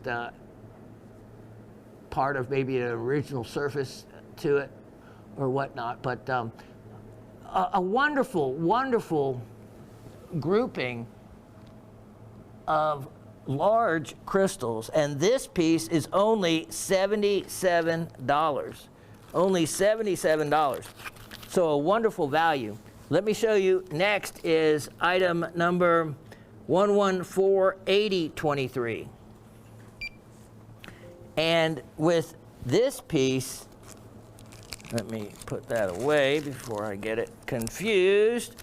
All right, look at this. Look at the color, all right? So you can see the difference in color, and color makes a difference in the Amazonite world, even though many, many, many specimens are of the green variety and not this beautiful blue that you can see here in this piece.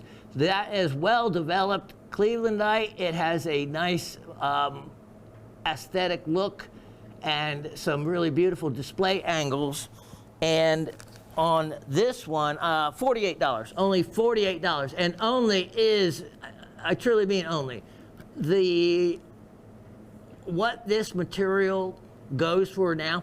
These, again, are 10 years old. These were mine 10 years old. There is little coming out compared to what there used to be, and the prices now, not these that I'm now offering these, because I got these, I've had these, you saw the flat. I haven't offered it, sold any of the flat. I got the flat a long time ago.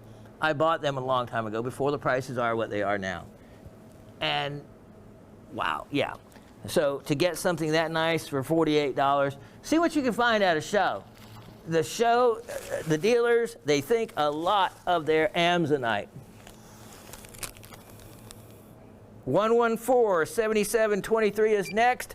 Take a look at this. Now this, I really love this specimen for the money. Look at that. That has a very pleasing blue, very little green.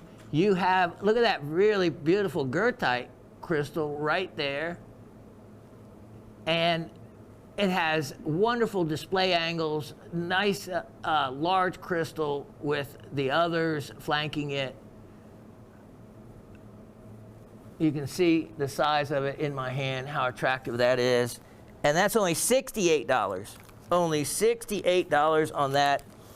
So again, big look for the money in the world of Amazonite.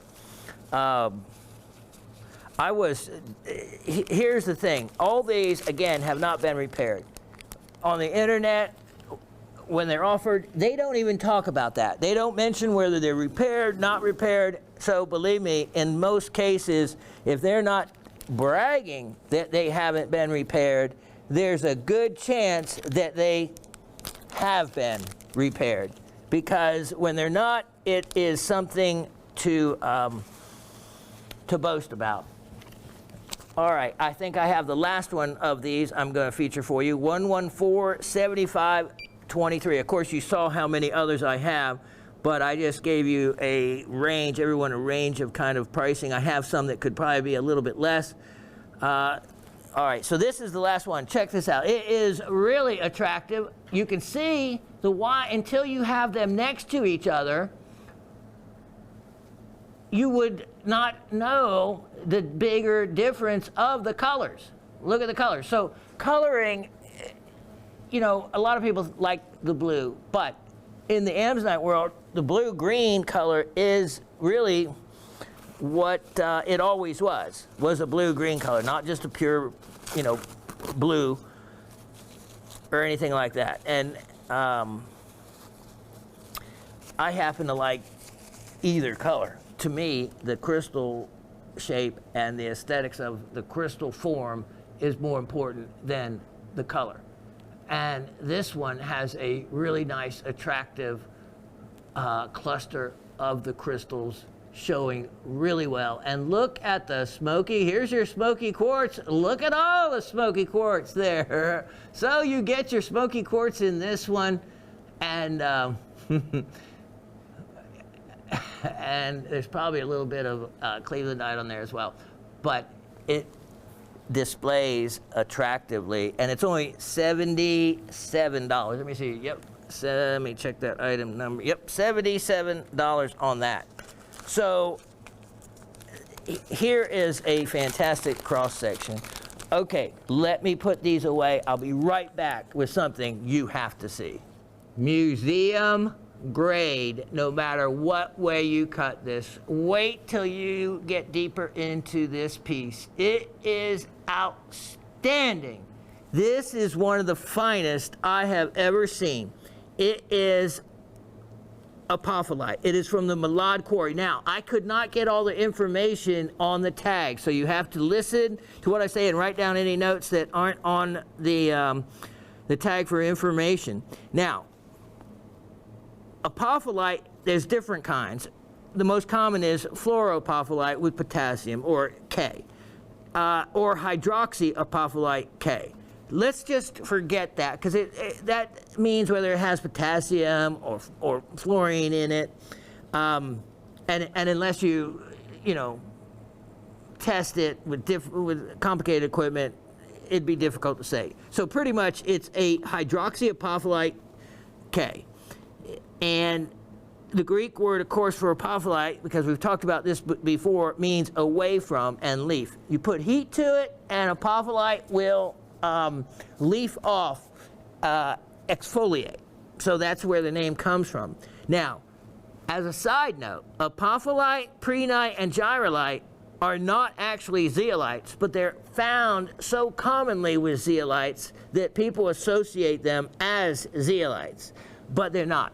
This piece with the apophyllite and prehnite has lomentite as well, is so remarkable. Let's go in and look at this closely. we'll start right here. You have little apopholites everywhere on this, okay? But as we look, you start to see, look at this large apopholite hanging off the end of basalt. Look at this one. Then you look back into every little crevice. There is a prehnite base to much of this. In other words, a layer of prehnite first. As we turn this in this direction, you can see back into the cavities and the openings. Look at that. That is a world all its own that is so fascinating that hours can be spent investigating all the nooks and crannies. Look at the larger apopholites. There is, this is one of the funnest pieces I have ever had because of everything it has to offer. Now, as we come up here to the top, and you're going to get to see you see that light greenish tint, so that comes out perfectly. What you are looking at is apopholite that has formed on top of prehnite. And the prehnite has grown as a pseudomorph, has replaced lomentite or grown around the lomentite, leaving a cast. And I'm going to show you that in a minute, because this is not the main side. It is, well, wait till you see the other side. All right, so you have, let me get my pointer here. You have beautiful ones hanging off. Many, many, many, like that. So that's doubly terminated. There is not a place in this that there is not a crystal growing. They hang off their edges. They, look at that. So what you're seeing by that greenish tint, that is actually prehnite causing that.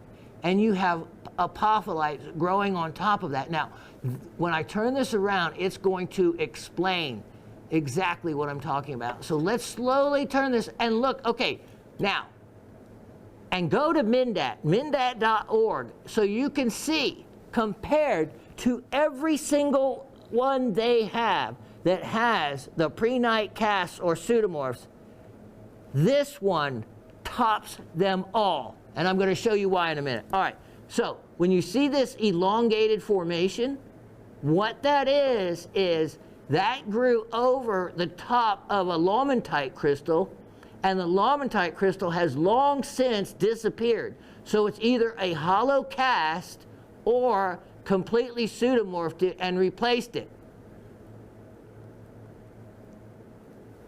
When you get looking really closely, like in little clusters like this, Dave, how close can we go so we can give everyone an idea? Because even something like this, under higher magnification, is a beautiful, beautiful cluster. Okay, here we go. As I turn this, look at this. You see this channel right down the middle of this? That is what I mean by where a lomentite crystal, now remember lomentite, that is the crystal that was with the scolicites and often had a diagonal, just like this, termination, a diagonal termination. So prehnite grew around a lomentite crystal, the lomentite, which easily, and that's the problem with a lot of lomentite, it will combine with the moisture in the air and over time turn to powder. So in a specimen like this, it completely disappears and leaves the cast where the prehnite grew around the outside of it, and then the lomentite dissolves away, or, you know, combines with oxygen to form powder and powders away, and leaves that channel, that cast. And let's keep looking, and you're gonna see just how many. Dave, let's show the whole side, look at this side of it. There's a specimen in Mindat that says it's one of the finest prehnite casts of lomentite they have ever seen. This one is far better. So I can only imagine how much that one was compared to what I'm going to offer this one for. Let's look at this. Look at this cast. You can see how obvious it is, and then even the diagonal termination. This has cast after cast. Now some are pseudomorphs where they've replaced the lomentite. Others, you have the cast where it grew around the crystal, the prehnite grew around. Then what happened is apopholites grew on top of the prehnite. Now, these little white areas here, that is what's left of the lomentite. That's what's left, giving you also a clue as to exactly the geology behind this. One after another. This is what they call a jackstraw of cast replacements. One of the most amazing formations from the Malad Quarry, which was closed in the 1990s due to suburban growth. The houses grew right up to the quarry, making it too dangerous for them to mine anymore. Look at these casts up here. And then the apopholites that grew on top of the prehnites, one after the other. This beats anything I saw in Mindat for the number and the quality, look at them, of these ultra unique formations. Prehnite on top of lomentite, the lomentite disappears, and then apopholites forming on top of them. And when you, which we can't do here magnification wise, but when you get this under higher magnification, you will see these micro apopholites growing on top of them. Look at this in every angle. I wonder what this looked like when it had the lomentites, but lomentite is not stable. The ones I sold with lomentite, I had those out for so long. If they haven't dissolved away by now, they won't. They won't. Now, to show you exactly, if we can, here we go, here's one here. You can see there's enough of the lomentite, the white lomentite left, right down the middle of that channel, or right over here, right there, you can see. Also giving away exactly what was going on. This is a remarkable, one of a kind. Look at this. Where, and then here, this is where you have the more of the pseudomorphs. If you don't see the channel, and they formed all the way around it. Some of these could be hollow because they form all the way around the lomentite, and then the lomentite dissolves, leaving a hollow cast. The only way you would know would be to break it. Because look at this. This is topped off with a nice apopholite. Are we in as close as we can at the moment? There we go. All right. Look at the channels. Look at these. And then look at the little crystals growing on top. You can tell with that beautiful light mint color the influence the prehnite is having. Look at that. Look at how well formed that is. Those are 90-degree angles on the side of that channel. This is remarkable. I have held on to this and held on to it. And finally, I decided I need teeth. and wow. So here is a base of just prehnite, small little prehnites. If I had time, we could look at this and look at this and look at this. This is going to be enjoyed by some lucky purchaser. Look at this. You can see the large area where some of the lomentites were. And I think what's so interesting is when you see the diagonal termination, you can picture the lomentite in them. Look at this. Look at how long this one is. With the prehnites then, and the apopholites, the large very well formed. I have not seen any damage on this, any chipping. That black crystal, by the way, I didn't have room, but you might look and see if it's babingtonite or babingtonite. I don't know how it's quite pronounced, but go with that, babingtonite. It could be, and that would be an extra bonus. Look at everywhere, everywhere. Now we're looking at it from the side. Here is one after the other of this formation. Look at how well formed and how distinct these casts are, and the pseudomorphing, and complete ones where it formed all the way around them, leaving them hollow in the middle. This is one of the most attractive and stunning. I can't call it a zeolite because remember, prehnite isn't a zeolite. Now, lomatite is, but the prehnite and the apophyllite is not. So you have this world-class, museum-grade piece on this side, and then the incredibly beautiful apophyllites and additional growth on this other side. And as we give you the full view, you can see by my hand, this is by far an incredible cabinet quality specimen, double-sided. And I can't even see really where it would have been attached to the pocket in any place, but it is simply stunning with those casts. And look at them, look at them. Even from a distance, they are easy to see. Go to mindat.org and you will learn so much more, and you will find out just how rare and remarkable a specimen like this is. I have already lowered the price to this. I have never offered it before, but I have made a price on this that hopefully one of you will take advantage of it, because as much as I'd love to keep it, I am in need. I wouldn't be selling it if at this point. I told you as time would go on, you would see some amazing things. This is one of them. And do your research and you'll find out just what well, the Malad quarry is closed, and everywhere you read that the specimens are going to do nothing but go up in price. That's not my opinion. That is the high-end mineral dealers. And I looked up high-end mineral dealers for a specimen like this for reference, including ones like Arkenstone, IROX, Levinsky, all those people.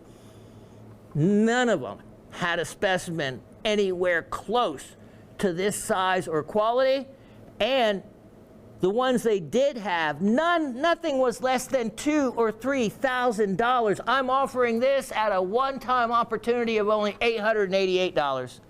$888, and I am crying that I have to make it that low. Yeah. That is one remarkable piece. Let me see. Dave, I got a minute still. Don't run off yet. All right, let me show real quickly here. I have item 1079722. I have 2 dravite. No, what is that? Oh, that's in New York. Nope, skip that number. I'll show that another day. This one. Let me show this one. This is item number 1146923. Yep, 1146923. And this again is a stunning specimen. I love malachite. Look at this piece. As we come in on it, look at how attractive these formations are. Now, these are botryoidal, but they are crystalline. How close can we go, Dave? Let me show you real quick. You see these?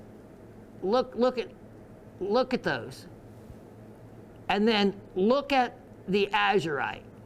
So what this looks like, if you look at the edge, it looks like the malachite grew on top of a good portion of azurite as you follow the azurite around. Isn't that neat? Look at the dolomite.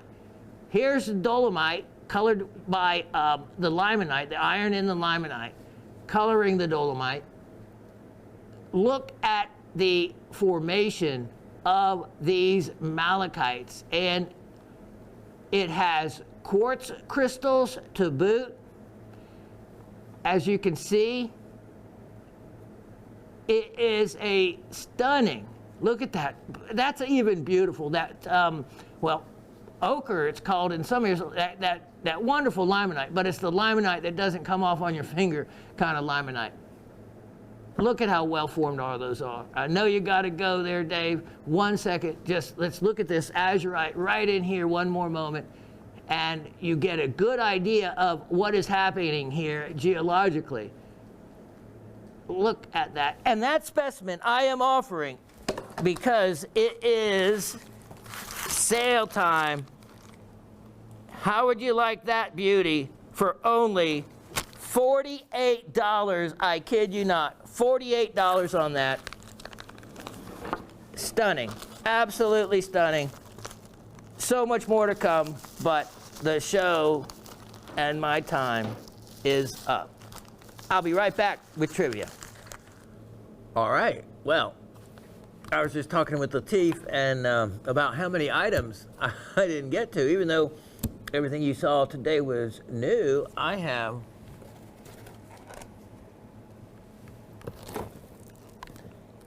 and it's really cool stuff.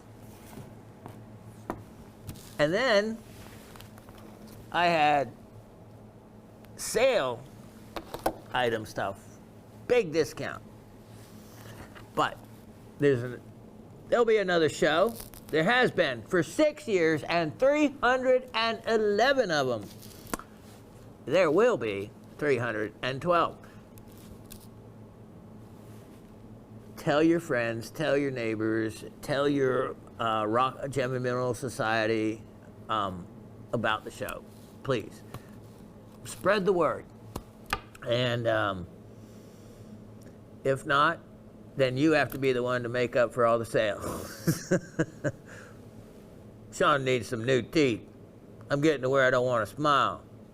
You know, I was looking, it looked like, do those ever grow back? It looks like one's going back. You know what? I had a great idea. Yeah, we had a fun time. Dave suggested, wouldn't it be neat if you put an opal tooth in there? And I thought, wow, that would be a great idea. And then Latif and we all chimed in about, well, you know, about, of course, when I had my buying store, one of the creepy things is a guy came in one day and, of course, we bought gold, right? And he had at least 200 teeth. This is a true story.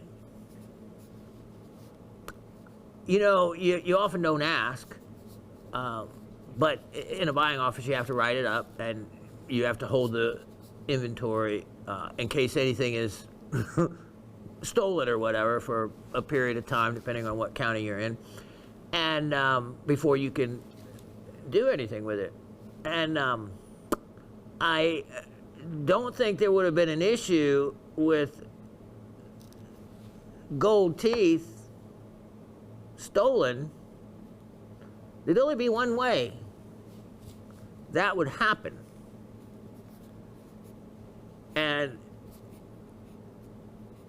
it makes me wonder,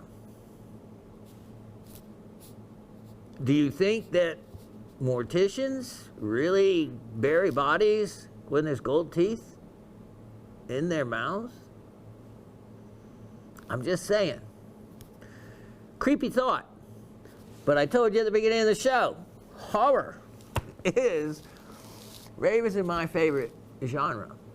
And hence Raven and her love for Edgar Allan Poe. How many people can say that they've been to his house? Very modest home, by the way. And so when you think about that,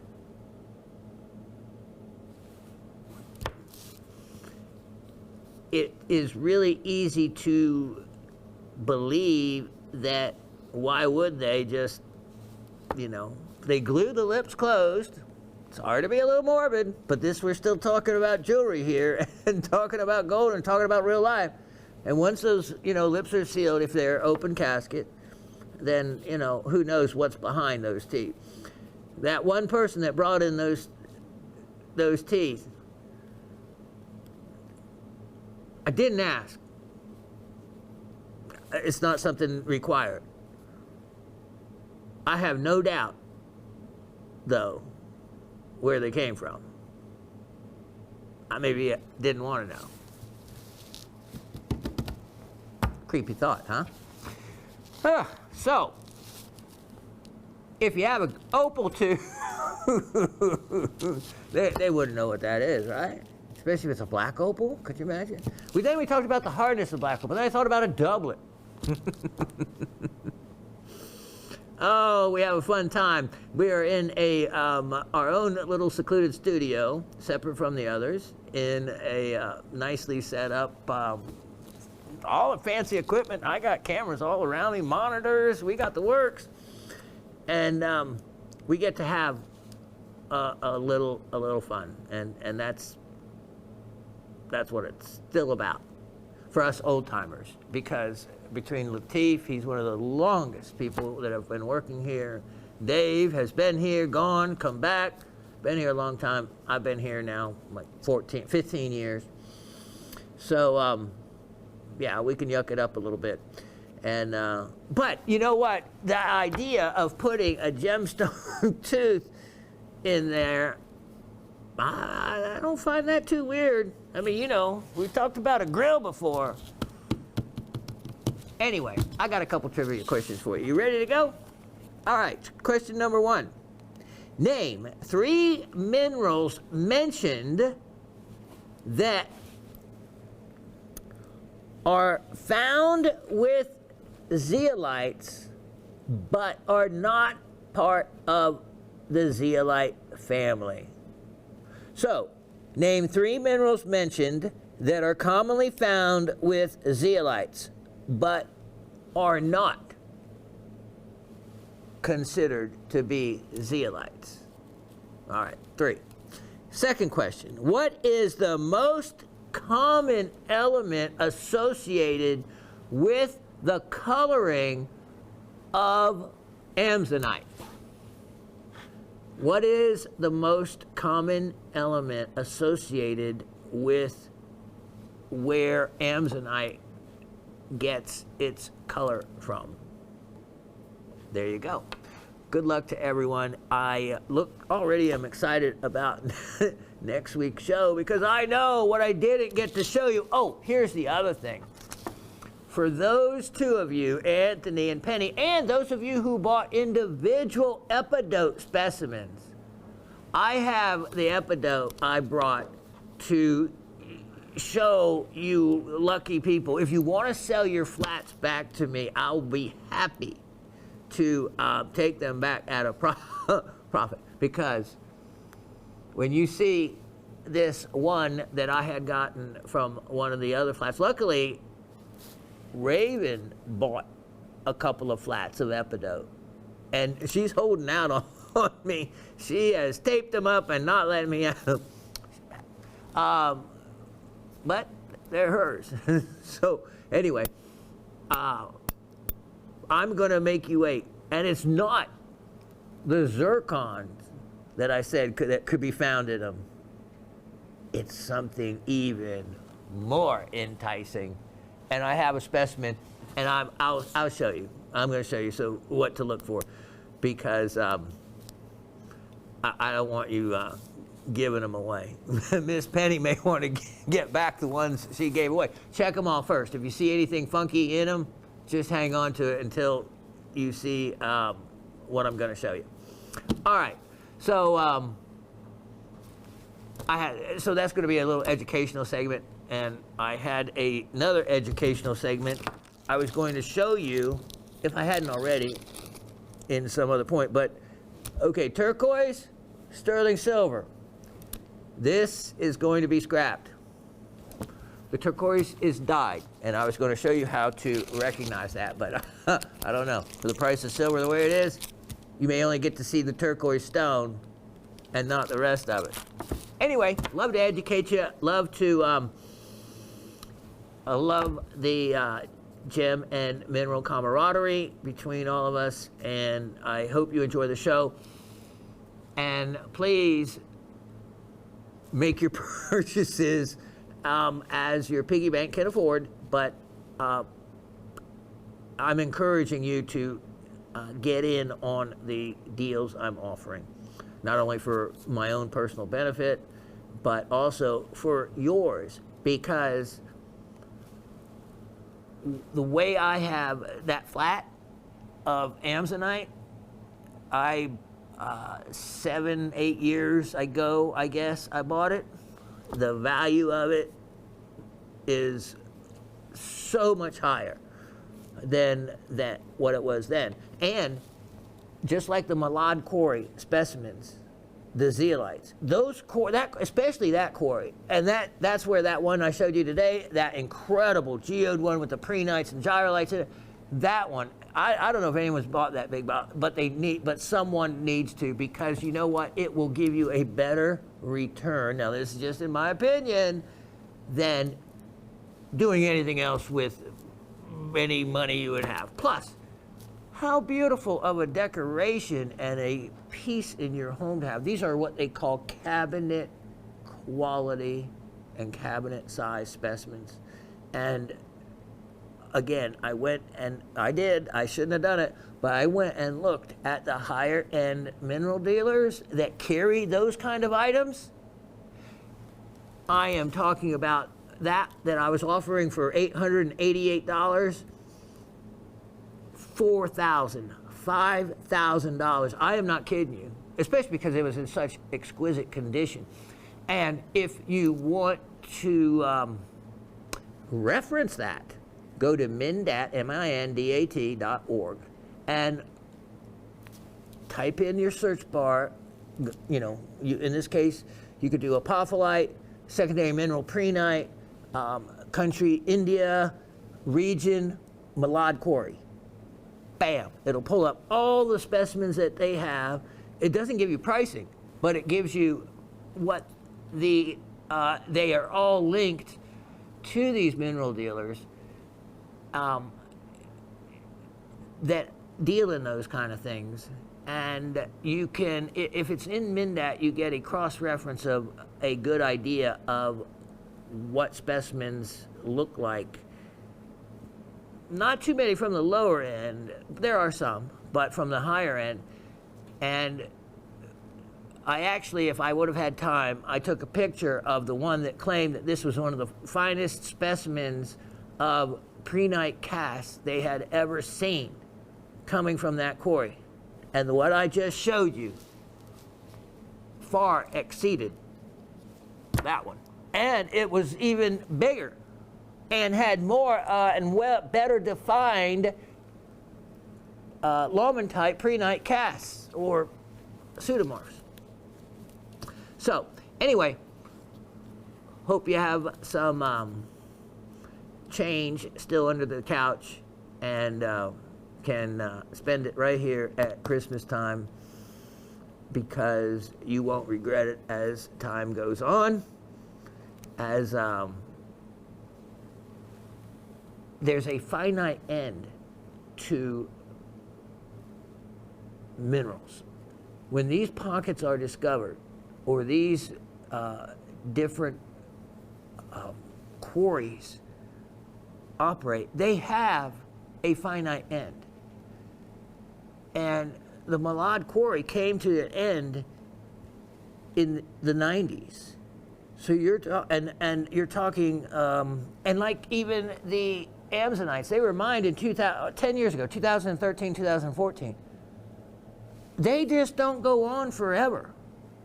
What happens usually is these mines turn into a tourist mine where you pay to dig, and many of them you pay to dig and then you have to pay for what you find, which is basically you're paying the mine owner to dig gemstones for them. That is the way the amethyst, well-known amethyst mine in Georgia operates. That is the way a Colorado Amazonite mine. So and the North Carolina emerald mines operate. Once they have run out of the good stuff, they turn it over and charge tourists a lot of money to find nothing near the value. And if you do what they charge you for, like what I showed you,